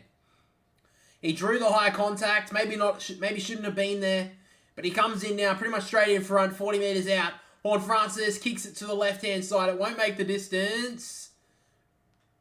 Touched on the line, it'll be a boundary throw-in.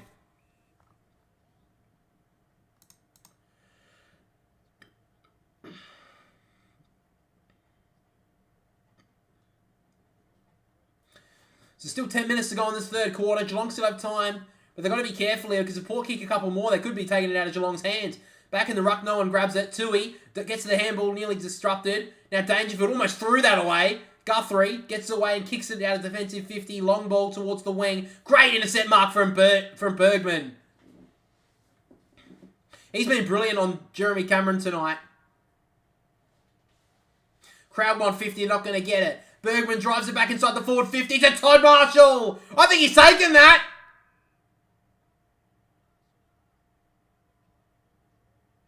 Marshall's taken this. I don't know if that's a mark to Todd Marshall. I don't want to see that again. Hang on. I don't know about that. I think they should have just gone with the umpire right there and made the ball up. Because I think they both pretty much had hands on it as soon as he grabbed it. I don't know about that. That's a pretty tough call. Marshall comes around, kicks the goal. Port Adelaide go out to a game-high 4-goal lead.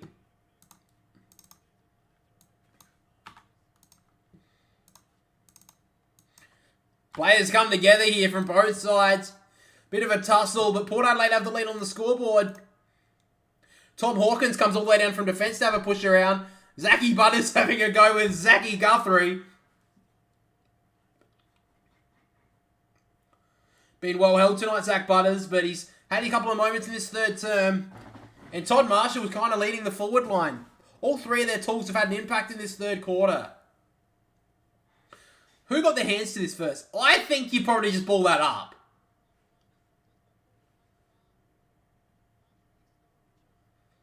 I think you ball that up, to be honest.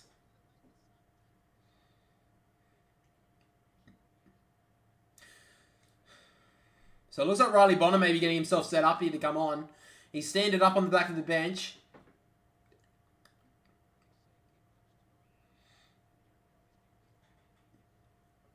So a 6-6-6 against Geelong will be thrown up in the middle of the ground. Port Adelaide to kick the last 7 goals of this game. Back in the ruck, set. Couldn't gather it. Horn Francis can't get it from Dangerfield. Dangerfield just gets a foot on it. Winds hunting hard. Couldn't grab it with him. And now Ollie Henry sends it inside the forward 50. But coming out the back is Bergman. Great mark. So in the defensive 50 is Bergman. Drives a long ball out to the wing. It's a poor kick though. It'll be cut off by Henry. So Henry's got a couple of options in short. One's Myers. Decides to go a little bit more central. Finds Isaac Smith. About 60 out from goal, Isaac Smith. Port Adelaide have flooded the defence right now. Still 8.5 minutes to go in this third term. He drives a long ball, Isaac Smith, to the top of the goal square. Hawkins unmarked. 2 fists from Port Adelaide. I think it's Houston and Bergman take it out of bounds.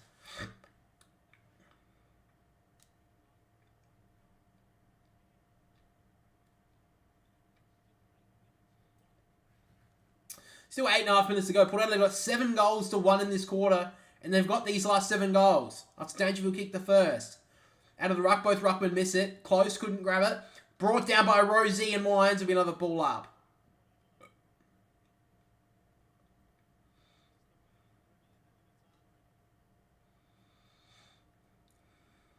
Hawkins and Lyset both missed that ball. Wines back to Aaliyah. Aaliyah gets it smothered by Holmes. Cats brought in the pressure. Atkins just dropped that, looking for the free kick, didn't get it. Now to Rosie, who kicks a high ball towards the wing. Kolajasny against 2. Marshall just thumps it forward. It's now McEntee and Stewart. Stewart looking for the boundary. He gathers it well. Great tackle from behind from McEntee. Now Kolajasny, just let it go. It gets to Stewart. Now Henry. Handballs are straight up in the air. Don't know about that option. Now Sin gets the ball to boot. Kicks it inside the forward 50. Finlayson can't mark. He may have been pulled a free kick though, Jeremy Finlayson. And now the umpiring going a little bit Port's way. The smaller man in Zach Guthrie had a whole armful of Jeremy Finlayson. And that's definitely a free kick.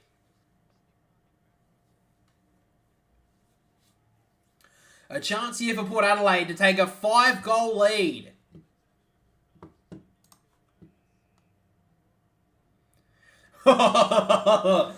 Couldn't they have waited for that kick to go through to play the blood rule?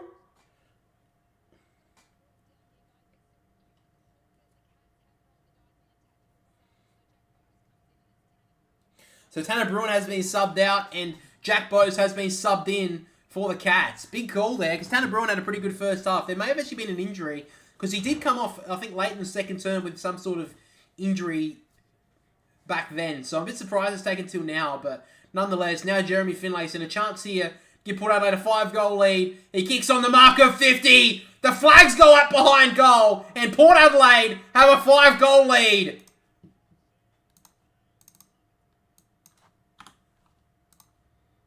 They're going to be hard to beat now, Port Adelaide. Great finish from Finlayson.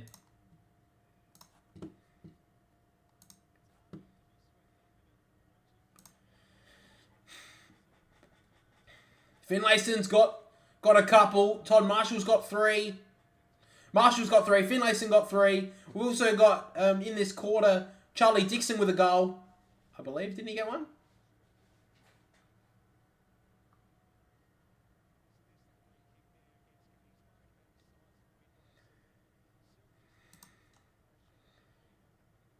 Oh, no, he didn't kick it. He hit 2 points. All right, whatever. Don't even listen to me. I'm an idiot. 5 goals the difference. Still 7 minutes to go in this third term. Lyset knocks it down. Coming through was Bose. Couldn't gather it. Wines handballs it forward to Rosie. Back to Wines. And now he handballs a good 20-metre handball to Bonner, who's came onto the ground, Riley Bonner. Drives it inside the forward 50. At the back is Marshall! Oh, play on. Wasn't that a mark? That looked like more of a mark to Marshall than the other one. Well, he's kicked it out on the full nonetheless. I'd like to see the replay of that Marshall mark. I thought for sure he took that. Hang on. Oh, no, that's a fair call. Good call. Colin Jasny didn't think it was a mark, but he actually didn't control it to ground.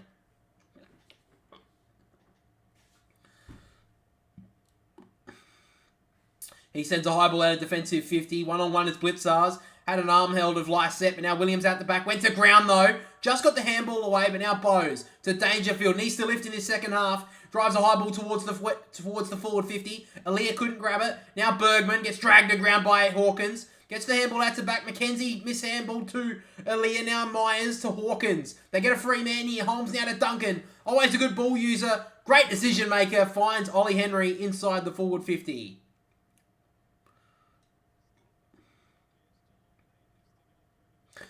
To get Geelong a goal back when they desperately need it. Port Adelaide have kicked the last 8 goals, I believe, of this one.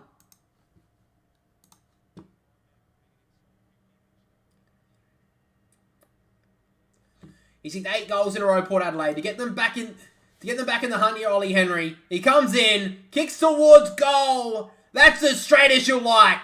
Cats are back in this one. They finally break the drought.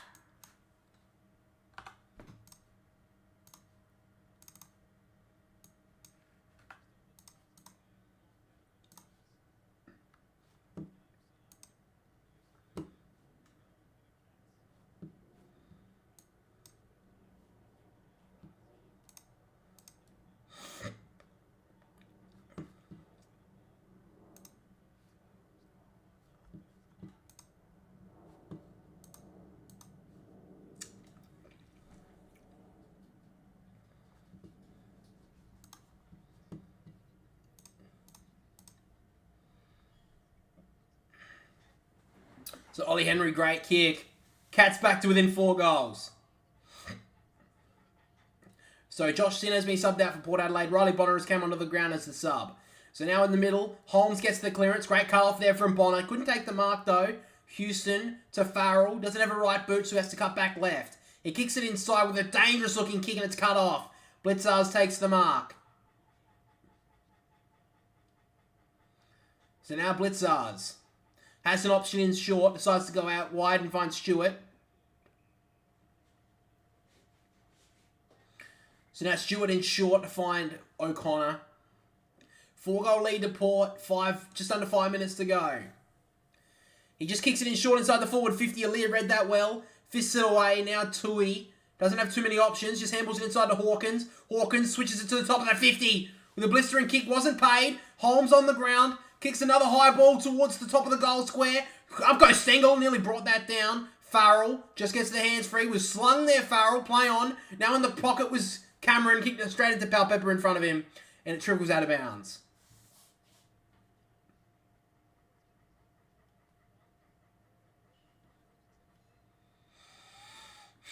So 4.5 minutes to go in this third quarter. Port Adelaide have blitzed Geelong in it. 8 goals to 2. Cats did get the last one. No one gets it out of the ruck. Trick was at the back. Houston breaks past 2 Cats brilliantly. Then sends a mongrel punt towards the wing. Makes his teammates run for it. Blitzars gets a good bounce. Can kick it in short. Wasn't the best kick to Duncan. And Duncan lets it trickle out of bounds.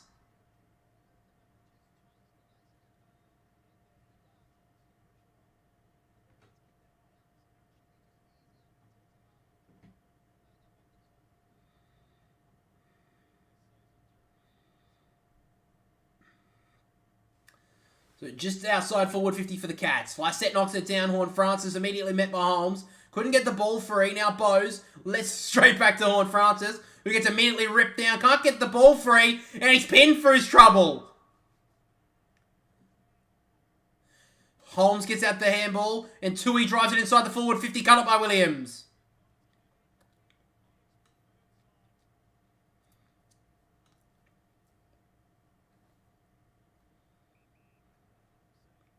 So now Williams in the back pocket. Drives a high ball towards the wing. Finlayson's up. Can't bring it down. On the ground was Dixon. Almost grabbed it. Now Boak just surges the ball forward. But there is Guthrie. Short to Stewart. So Stewart in the middle of the ground. He's been well held tonight. Hasn't had many intercept marks until then. Now Henry.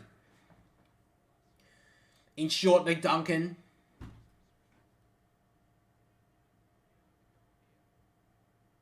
So now Duncan plays on. He kicks the ball just towards the top of the 50. It's a good kick, finds Blitzars. Cat's just working this up short and slow. Now Myers play on, that's not 15. He kicks it inside the forward 50 to 3 Cats all on their own. One of them is Mark O'Connor.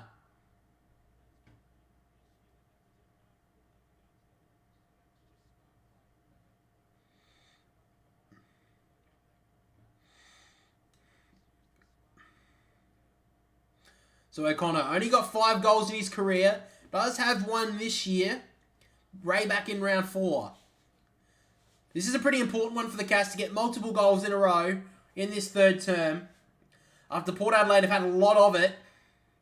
Bring it back to within 18 points. O'Connor comes in. Kicks towards goal. Holds that right goal post. But fades in enough. Scores another one for the Cats.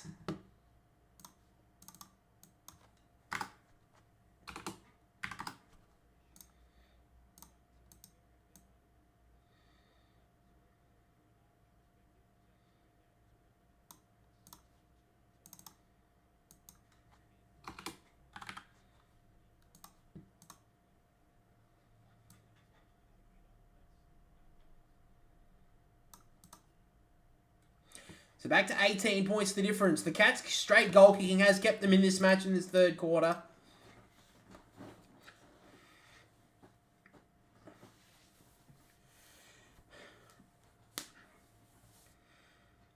O'Connor just held that right goalpost, but it just faded in close enough to get that goal. Lysette in the middle now. Now to Drew. And then Drew drives it inside the forward 50. Out the back it goes. It bounces to Horn Francis. He couldn't gather it. Now Stewart to O'Connor. Back to Stewart. He has a couple of options. In short is De Koning. So Sam De Koning at half back. He works it in short to Kolajasny. So just under 2 minutes to go. Cats would love another late one here to bring it back to within 2 goals. He kicks it across the ground to find Henry. This is Jack. He kicks it out wide to a one-on-one Guthrie. Great take. Just behind Kane Farrell. So now Guthrie wheels around on the right boot and drives a high ball towards the wing. Alir against 2, couldn't mark it. Now at the back is Hawkins. He kicks a long ball inside the forward 50 to Stengel. He couldn't mark it. On the ground, great pressure there from McKenzie. Stengel steps past one, sabs over the shoulder to bring the Cats back in it. He hooks it too much. Another behind for the Cats.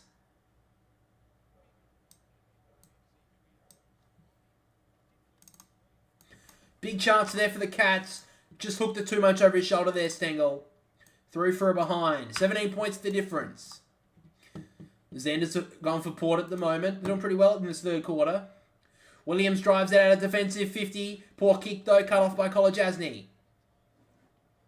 He plays on now. Kolajasny slams it back inside the forward 52 a one-on-one. Aaliyah gets back and takes the mark. 48 seconds to go. Port Adelaide by 17 points. He goes to Bonner, and Bonner kicks a long ball to the wing. Up goes Palpepper. That was probably a chop of the arms. Should have got the free kick. Wasn't paid. Now Narkle was really smart there. Just kept the ball in front of him. Eventually has to take it out.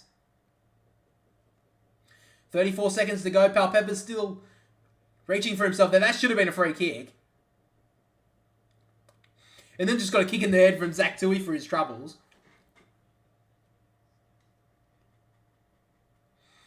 So 32 seconds to go. Lysette thumps it forward. Palpepper just left it behind. Now Cameron has been pretty quiet since the first quarter. Gets the kick long. Close keeps it in front of him. Stengel, great tackle. Brings Houston down with Rowan. It'll be a ball up.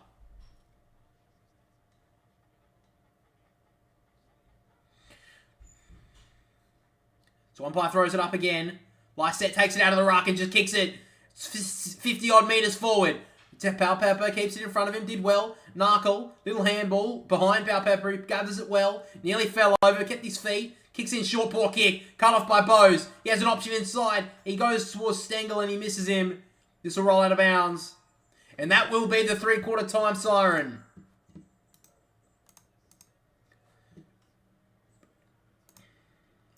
Well, Port Adelaide blitzed the Cats in this third quarter to kick 8 goals in a row. The Cats got 2 late ones to get themselves back in it. But it's Port Adelaide by 17 points at three-quarter time. Scores are 12-9, 81 to the power. Lead by 19 against the Cats, 10-4, 64. Alright, I'll bring up those statistics now, guys.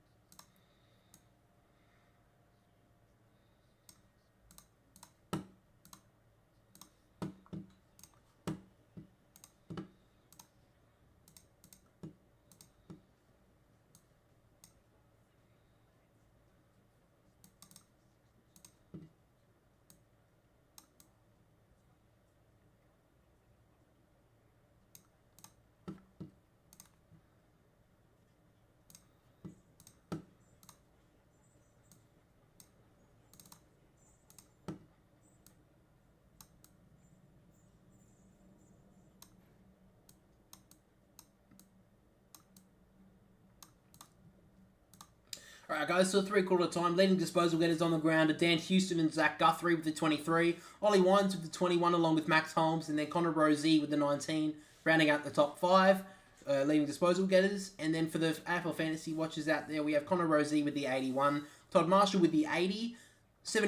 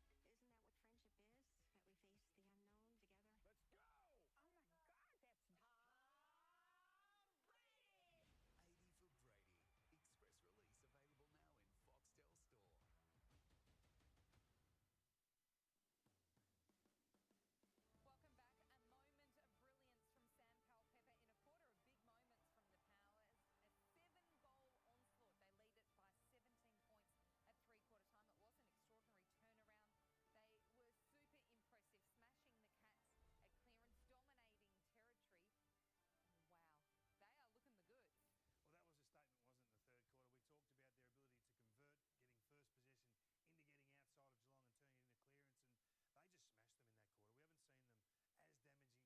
lights as they're challenging the competition now as they go to the top of the table. You would think that they would go on from here, but how do you stop this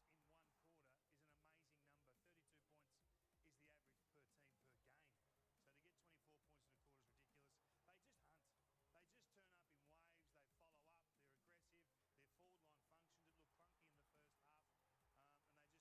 prime movers in there, but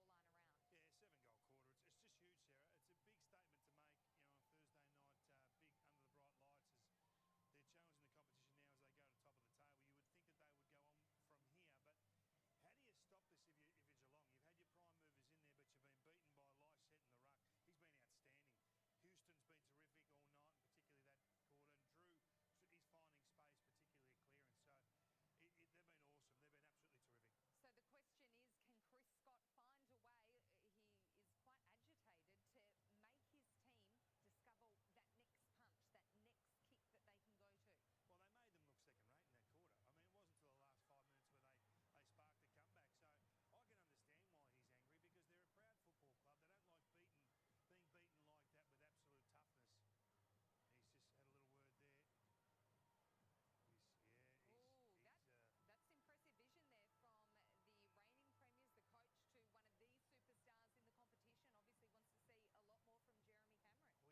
Obviously wants to see a lot more from Jeremy Cameron. Well, you don't see I was going to get a drink, but fuck it. Let's just do it so quickly. Anyways, the final quarter is underway now. Umpire thumps it down. Big last quarter for both teams. Will the Cats respond? Blitzars gets it out to Bose, and he will get the first clearance of the final quarter. Sends a high ball towards the forward goal square, but McKenzie, from about 20 metres out, thumps it into the boundary line.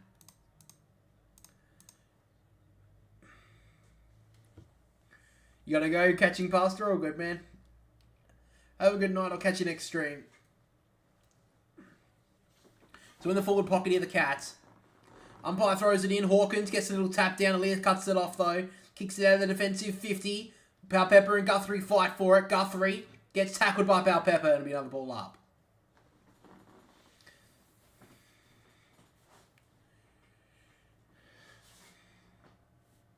So Rowan and Lysette go for the ruck. Rowan actually wins that one down straight to Bose, who gets immediately met by two power players. Rip down, ball up.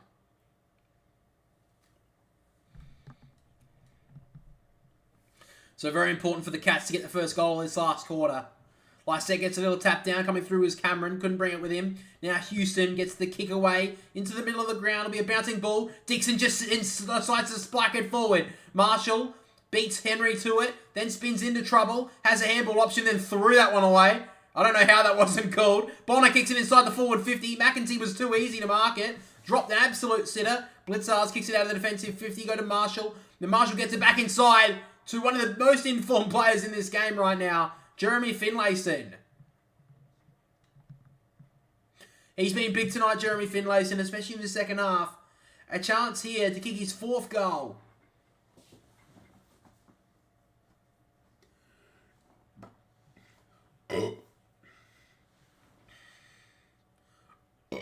Oh my god. Sorry, I needed to do that. Only have the 6 touches tonight, Jeremy Finlayson, but he's made most of them count. A chance here to kick his fourth. He comes in, Jeremy Finlayson, kicks towards goal, leaves it out to the left. Dixon on the line, almost took that, and De Koning claims it, doesn't get paid though. On the ground was Dixon and De Koning fighting for the football. Ball gets dragged in, eventually gets out though. Boak tries to break out to Burjo, snaps around on goal. Didn't get enough turn on it, and it's through for a behind. So now 3 straight goals the difference.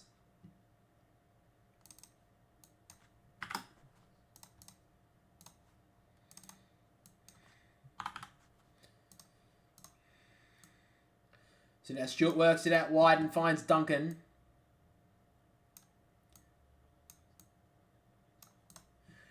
So he drives a long ball down the wing. 2-on-1 in Port Adelaide's favour. Dan Houston happy to spoil it out of bounds.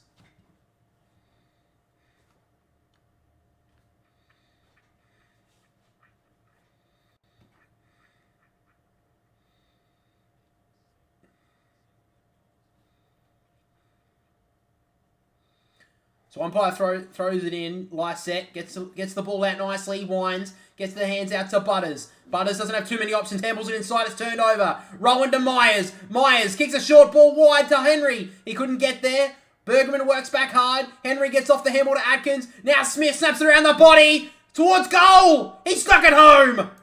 Cats get the first goal of the last quarter. They're still in this one.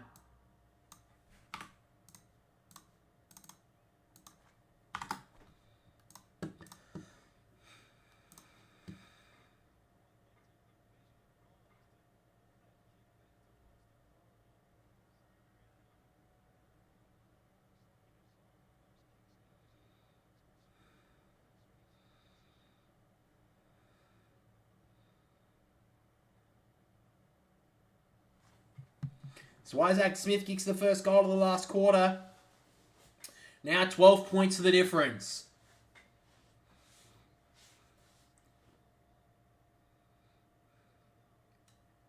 Isaac Smith just killed it inside of that right-hand goal post.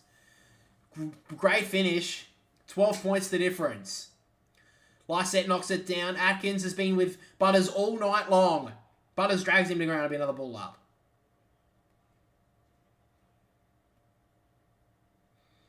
Umpire throws it up. Lysette little tap. Blitzars couldn't gather it. Now winds. Handballs it back to Butters. Butters kicks it inside the forward 50. To the advantage of Dixon. He does well. Pushes to Koning under the football. Now he's been high almost on Dixon there. Stewart can't gather it. Now Tui tries to break out of the tackle from Burjones. He dropped that. Play on. Boak. Spins past Dangerfield. Kicks it to the top of the goal square. One-on-ones everywhere. Can't mark it. There was Marshall, and it trickles out of bounds. Boundary throw in just outside the left point post here for Port Adelaide.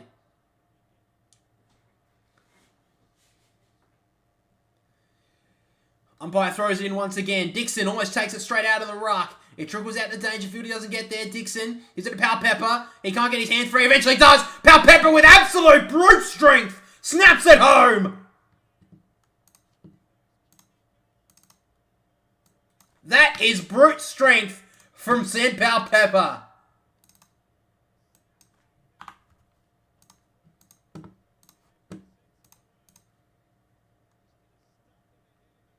He's kicked one massive goal tonight. One amazing goal from the pocket. And that one was just true football nous. Great goal from Sam Powell-Pepper. Port Adelaide back out to 18 points. It almost looked like Guthrie had him. It looked like he was about to get pinned for holding the ball. But that one split second, Powell-Pepper was able to shrug him. He snapped it around the body. It was a great finish.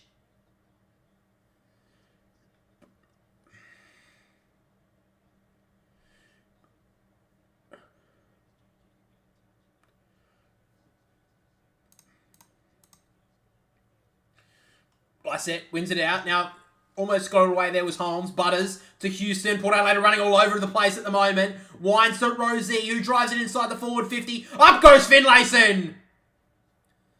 Straight in front, 25 metres out. A chance here to give Port Adelaide a 24-point lead. That was basically impossible to stop for the Cats' defence. That was brutal football from Port Adelaide out of the middle. His wife in the stands. Had a tough year off the field, Jeremy Finlayson. On it, he's been brilliant. A chance here to kick his fourth goal. 25 metres out, straight in front. Finlayson kicks it through. 4-goal lead to the Power.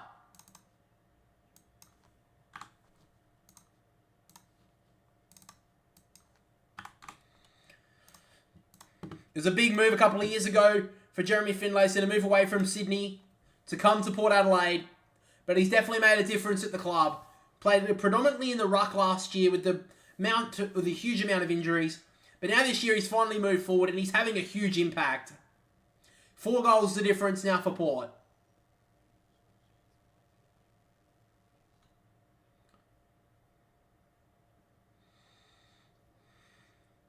If anything, that was probably the best case scenario that Marshall actually fell over. Because it gave Kolodjasny no chance to run at that and intercept that play. 1-on-1, Jeremy Finlayson nails the goal. Back in the middle, Lycett knocks it down. Horne-Francis just overran it. Blitzars gives it off to Stengel, who's in the middle at the moment. Now Bowes has had a little bit of an impact since coming on. Kicks it inside the forward 50. Out of the grasp of Holmes. Now Alia just breaks past one, then dragged to ground. He'll be pinned for that. Holmes will get the free kick.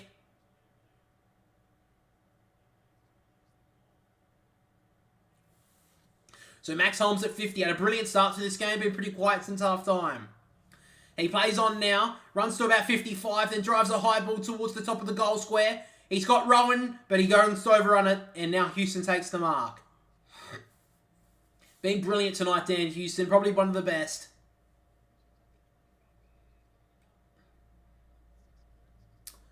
He kicks a high ball towards the wing. It's 1-on-1, Kolodjasny and Marshall. Great take from Marshall. Still 15 minutes to play in this one. There's heaps of time left. He kicks it back into defensive 50, back to Houston. He's got Alia in short. That's where he goes now. Doesn't have too many options, Alia. So at half-back, he takes the mark. He works it in short to Williams. Port Adelaide looking to take a little bit of sting out of this one at the moment. Well, as I thought that, Dylan Williams drills a great ball in the middle of the ground to Marshall. And he kicks the ball inside 50 to Quinton Narkle. Great work from Port Adelaide. And a chance here for Narkle to kick his second in his first game back in the AFL against the former side. What a moment this would be for Quinton Narkle. Came in as a late inclusion tonight for the illness for Junior Rioli. Chance here for Narkle to go back and kick his second.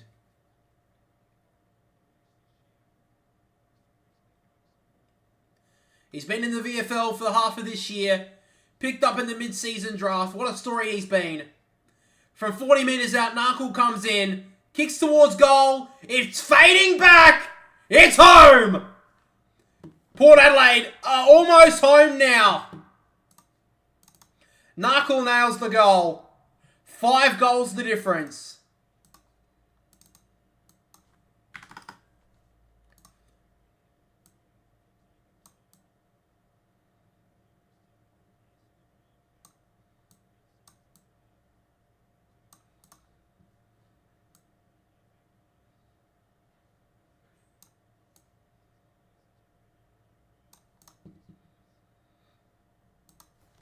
Five goals the difference now. As I said, Port Adelaide were trying to take a bit of sting out of this game. Williams just drilled a 35-metre dart to Marshall.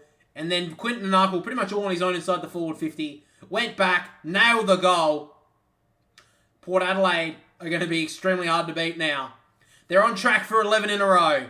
Blitzars knocks it down. Holmes couldn't get to it. Finlayson sends a weird-looking 20-metre high ball up. O'Connor cuts it off. So now O'Connor works it in short. Finds Isaac Smith. He plays on now. Runs through the middle of the ground, Isaac Smith. Sends a torpy inside the middle of the 50. Up goes Bergman, couldn't gather it. He's been good tonight. Farrell works it back to Houston. Houston handballs it out wide, finds Burn-Jones. He puts it on the left boot out wide. Narkle can get this on the bounce, and he's away here, Narkle. He gives it off to Marshall. Marshall's got an option inside the forward 50. It's Dixon in a one-on-one. Great read there from Kolodjasny. So Kolodjasny now goes in short, finds De Koning, who works a very short ball into Duncan. That's not 15. He plays on, gives it over the top, finds Smith.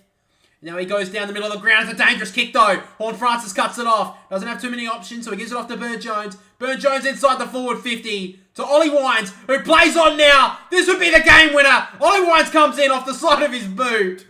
Kicks it through for a behind. Probably should have just taken the 30 seconds off the clock and nailed it, Ollie Wines. Don't know about that option. Probably should have nailed it anyway, but great pressure from behind from Tom Stewart. Caused him to miskick that one through for a point. So the Cats look like they're taking all the risks in the world now. Tui goes through the middle of the ground with a huge torpedo. Great read there from McKenzie. Takes it, going back with the fly. So Trent McKenzie in the middle of the Adelaide Oval. Not really rushed to move this one along. Just works a short ball out wide to Williams. Last time when this guy had the ball, I said he's going to calm this down. Then drilled a great ball inside the middle of the ground. Doesn't seem to have that option now. So he takes a couple of big steps. Long ball inside the forward 50. One-on-ones everywhere. Couldn't mark it there. Was Burn-Jones. Coming back! Yeah! It was Jeremy Cameron. Ripped down from McEntee. And Jeremy Cameron with no awareness has had a poor night. A chance here for Port Adelaide to take a +6 goal lead. Great tackle from McEntee. Cameron's had a night to forget.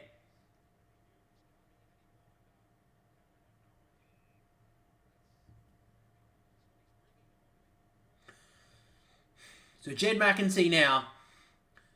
This would all but certain give Port Adelaide the win tonight.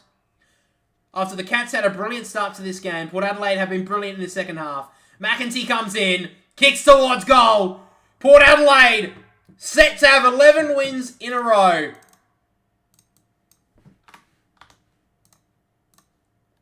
This team's going to be hard to beat all season. They had a lot of doubters at the start of the season, which was definitely warranted. But they've met it in spades since round 3. On track for 11 wins in a row. Great goal from McEntee.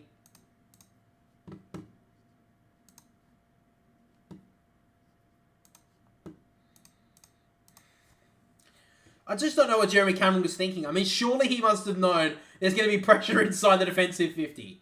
He's had a shocking night, Jeremy Cameron. I think he's got too overhyped about himself since the start of the season. I think he just thought 100 goals was going to happen or something. I don't know what he's thinking. He's had a pretty poor month, really. He's had a pretty decent game against the Bulldogs, but other than that, he's had a pretty poor month and a bit. Horne-Francis works it out wide. Poor kick, though, cut off by Isaac Smith.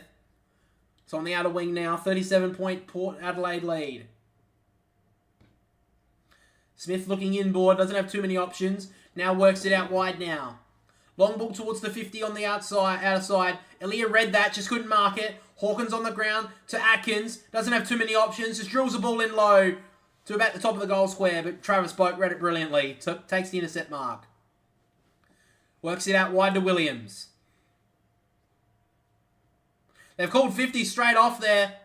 Williams will get it.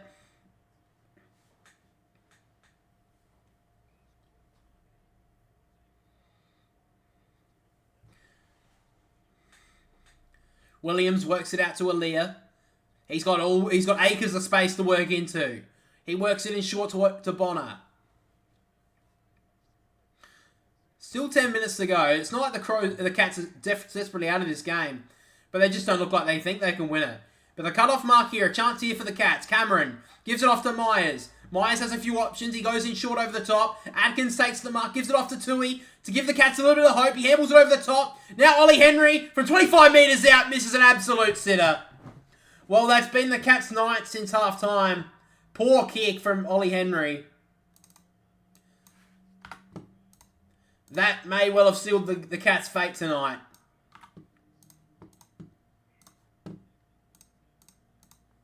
So Ryan Burton has the kicking duties. Goes in short to Butters. He's been pretty well held tonight, actually, from the Cats. You've got to give him that.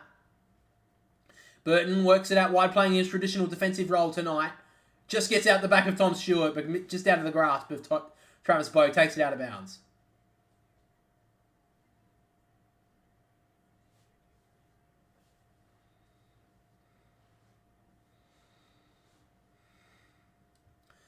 Umpire throws it in. True centre wing. Broadcast side. Blitzars knocks it down. Burton just couldn't glove it cleanly. He'll get a free kick for a high one, though. So now Burton works a long ball towards the wing. Bonner does well, takes the mark.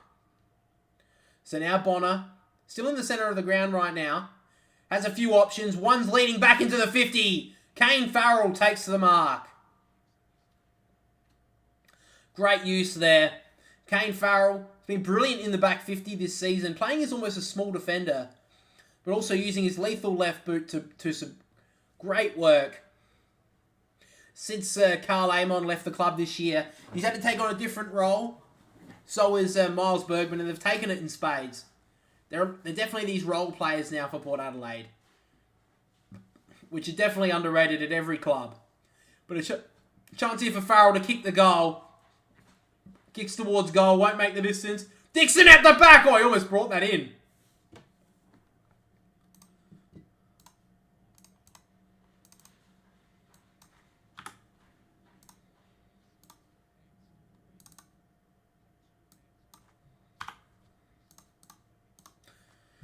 So a long kick out of the defensive 50 from Guthrie, cut off by Finlayson. So now Finlayson in the middle of the ground. Works it out wide to Butters, who'll take it. Yep. Butters works it in short. Finds Rosie. Been a bit quiet in this last quarter. Been brilliant tonight, though. Rosie goes in short to find Williams. Port Adelaide just taking a little bit of sting out of this one. Only 8 minutes to go. Port Adelaide, if Geelong were somehow to get back into this one, needs 7 straight goals. Williams drives it long ball towards the top of the goal square. Dixon's there, couldn't bring it. Now Rowan went up, couldn't bring it with him either. Stengel doesn't have too many options, gives it out the back to Tui, just snaps it across his body, bounces inside the defensive 50 past Henry, gets out the back to Myers. Myers works it inside, not the best kick though, cut off.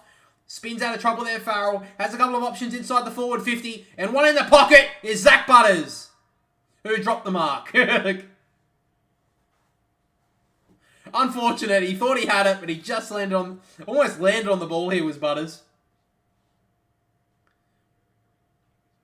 Unlucky there for Butters. He would have liked a goal tonight. He's already got one earlier on in the game. Still had the 23 touches, but probably just hasn't had the influence on the game that he would have liked. Gets out the back from the ruck contest. Rowan handles it back towards the boundary line. O'Connor gets worried out of it there from Boak. Probably got tackled without it, to be honest. And O'Connor will get the free kick.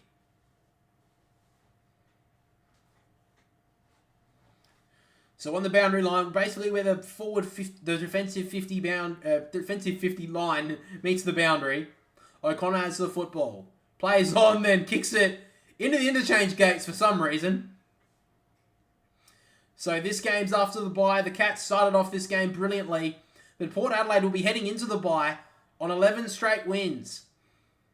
Elias steps past close, passes him with ease, then drives it inside the forward 50. Dixon couldn't mark it. Burne-Jones couldn't gather it either. Does well to beat De Koning. Holds it in play here, Burne-Jones, and accidentally took it out to his own detriment.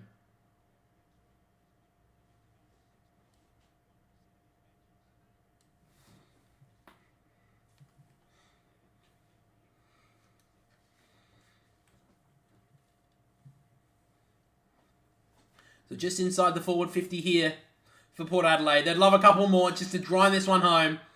Burne-Jones out of the stoppage, kicks it towards the top of the goal square. Coming out was Tui, did well. He's probably been the Cats' best tonight.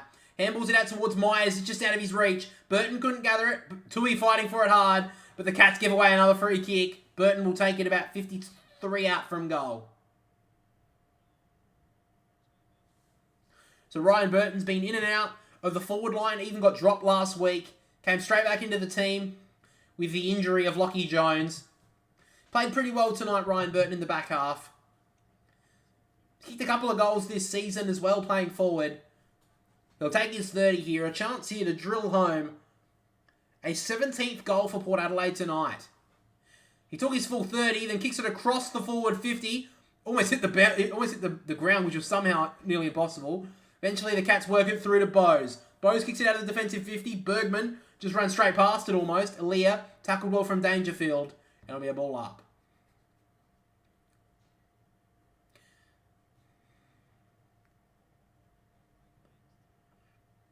Umpire throws it up again. Blitzars just grabs Finlayson out of the contest. Drew to Bergman. Bergman works it out the back. Just mishit Rosie. He works hard to get to the ball. Gives it to McKenzie. And McKenzie sends a good 30-metre handball across. Then Finlayson tries to tap it forward. Just out of the grasp of Bono. It'll be a boundary throw in.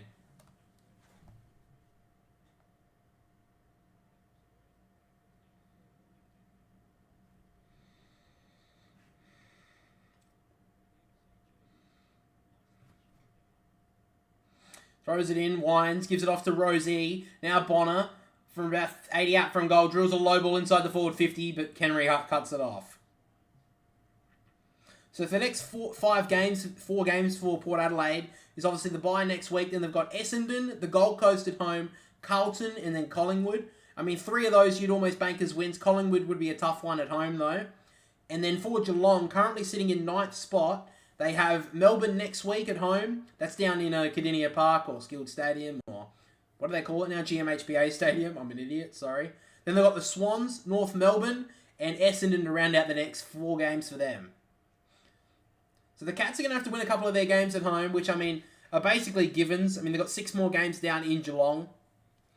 They've got Melbourne down there next week. You give them a big more of a chance down in Geelong than if they were playing at the MCG. But at the moment, really, Geelong are not playing anywhere near as good as they were at this time last year even. Not even near the end of the year where they were dominating. Tom Hawkins pretty frustrated. He's been pretty well held by Elia tonight. He has kicked 2 goals, Tom Hawkins. What on there from Rowan. Was brilliant in the first quarter, been pretty quiet since. Kicks the ball towards the top of the 50. Great read from Bonner. He takes the mark, goes in short, finds Houston. Been best on ground tonight, Dan Houston. He's been big. He works it out wide. Rosie, low ball towards Narkle. Did well on to read that well. And then gives it out to Boak. Boak sends a high ball inside the forward 50. Up goes Lysette. Nearly brought it down with him. McEntee gets the handball free. Henry spores it out of there. Winds to Drew. To put the icing on the cake. Willem Drew gets a good bounce. Just misses.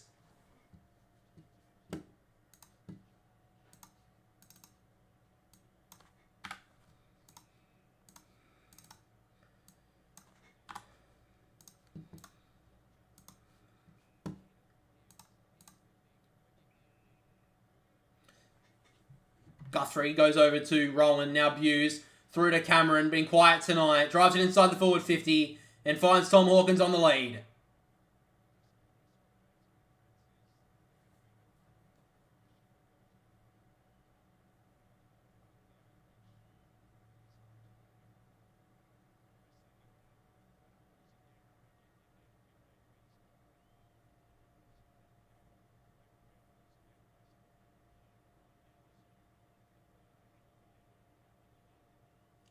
So Tom Hawkins, from 40 metres out, pretty much straight in front, kicks towards goal, and he's missed again. Well, the Cats are an interesting story this year. Definitely nowhere near the heights that they were last year.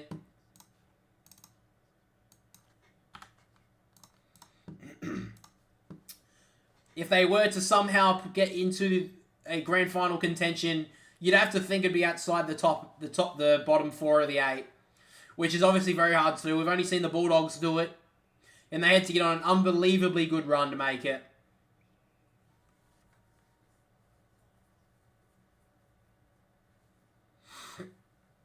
But Port Adelaide, on the other hand, they're every bit a contender this year. This will be 11 wins in a row, as I've already mentioned many times. Biggest in their club history. Henry works it inside. It's going to be cut off though from Burn-Jones. Williams steals it from him, but gives it back to Burn-Jones. Steps past Henry with ease. Takes a bounce, Burn-Jones. He's the soul of this team in some stages when he's played in the back half. Kicks it in short to Travis Boak. And Travis Boak, arguably one of the best players at Port Adelaide, will go down as a club great, one of the best. A chance here to kick one of the last goals of this game.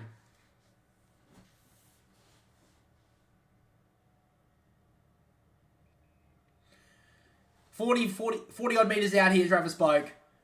Hasn't had a big game tonight. Kicks towards goal. He's hooked it a little bit to the left. So won't be inbounds. De Koning's happy to punch it through for a behind.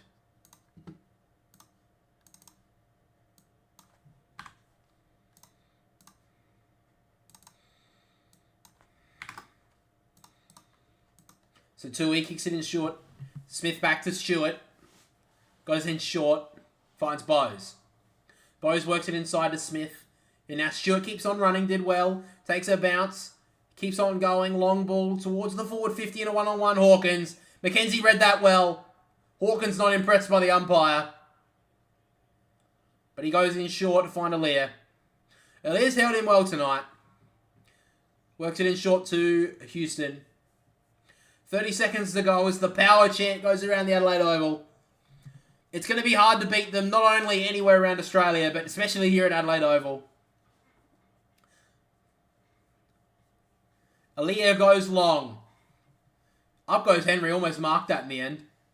He then dragged it in. He could be in real trouble here, Ollie Henry. Umpire circles. Pins him, gone. The crowd get one more cheer. Pretty fitting that Travis Boak will have the ball at the end of this game, except they kicked it away. Back to Trent McKenzie. He'll go back to Boak. And the siren goes. Port Adelaide dare to dream in 2023. A massive win against the reigning premiers. Final scores. Port Adelaide win 16-14. 110 to the Cats 11-6-72. Great win from Port Adelaide in the end. They take top spot on the ladder for at least a week until Collingwood play next week.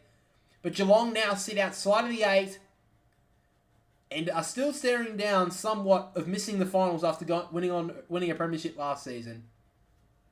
But nonetheless, guys, thanks for watching today's stream. I'll probably be on sometime throughout the weekend, but thanks for watching. If you did enjoy this stream, make sure to subscribe. That's all from us, so we'll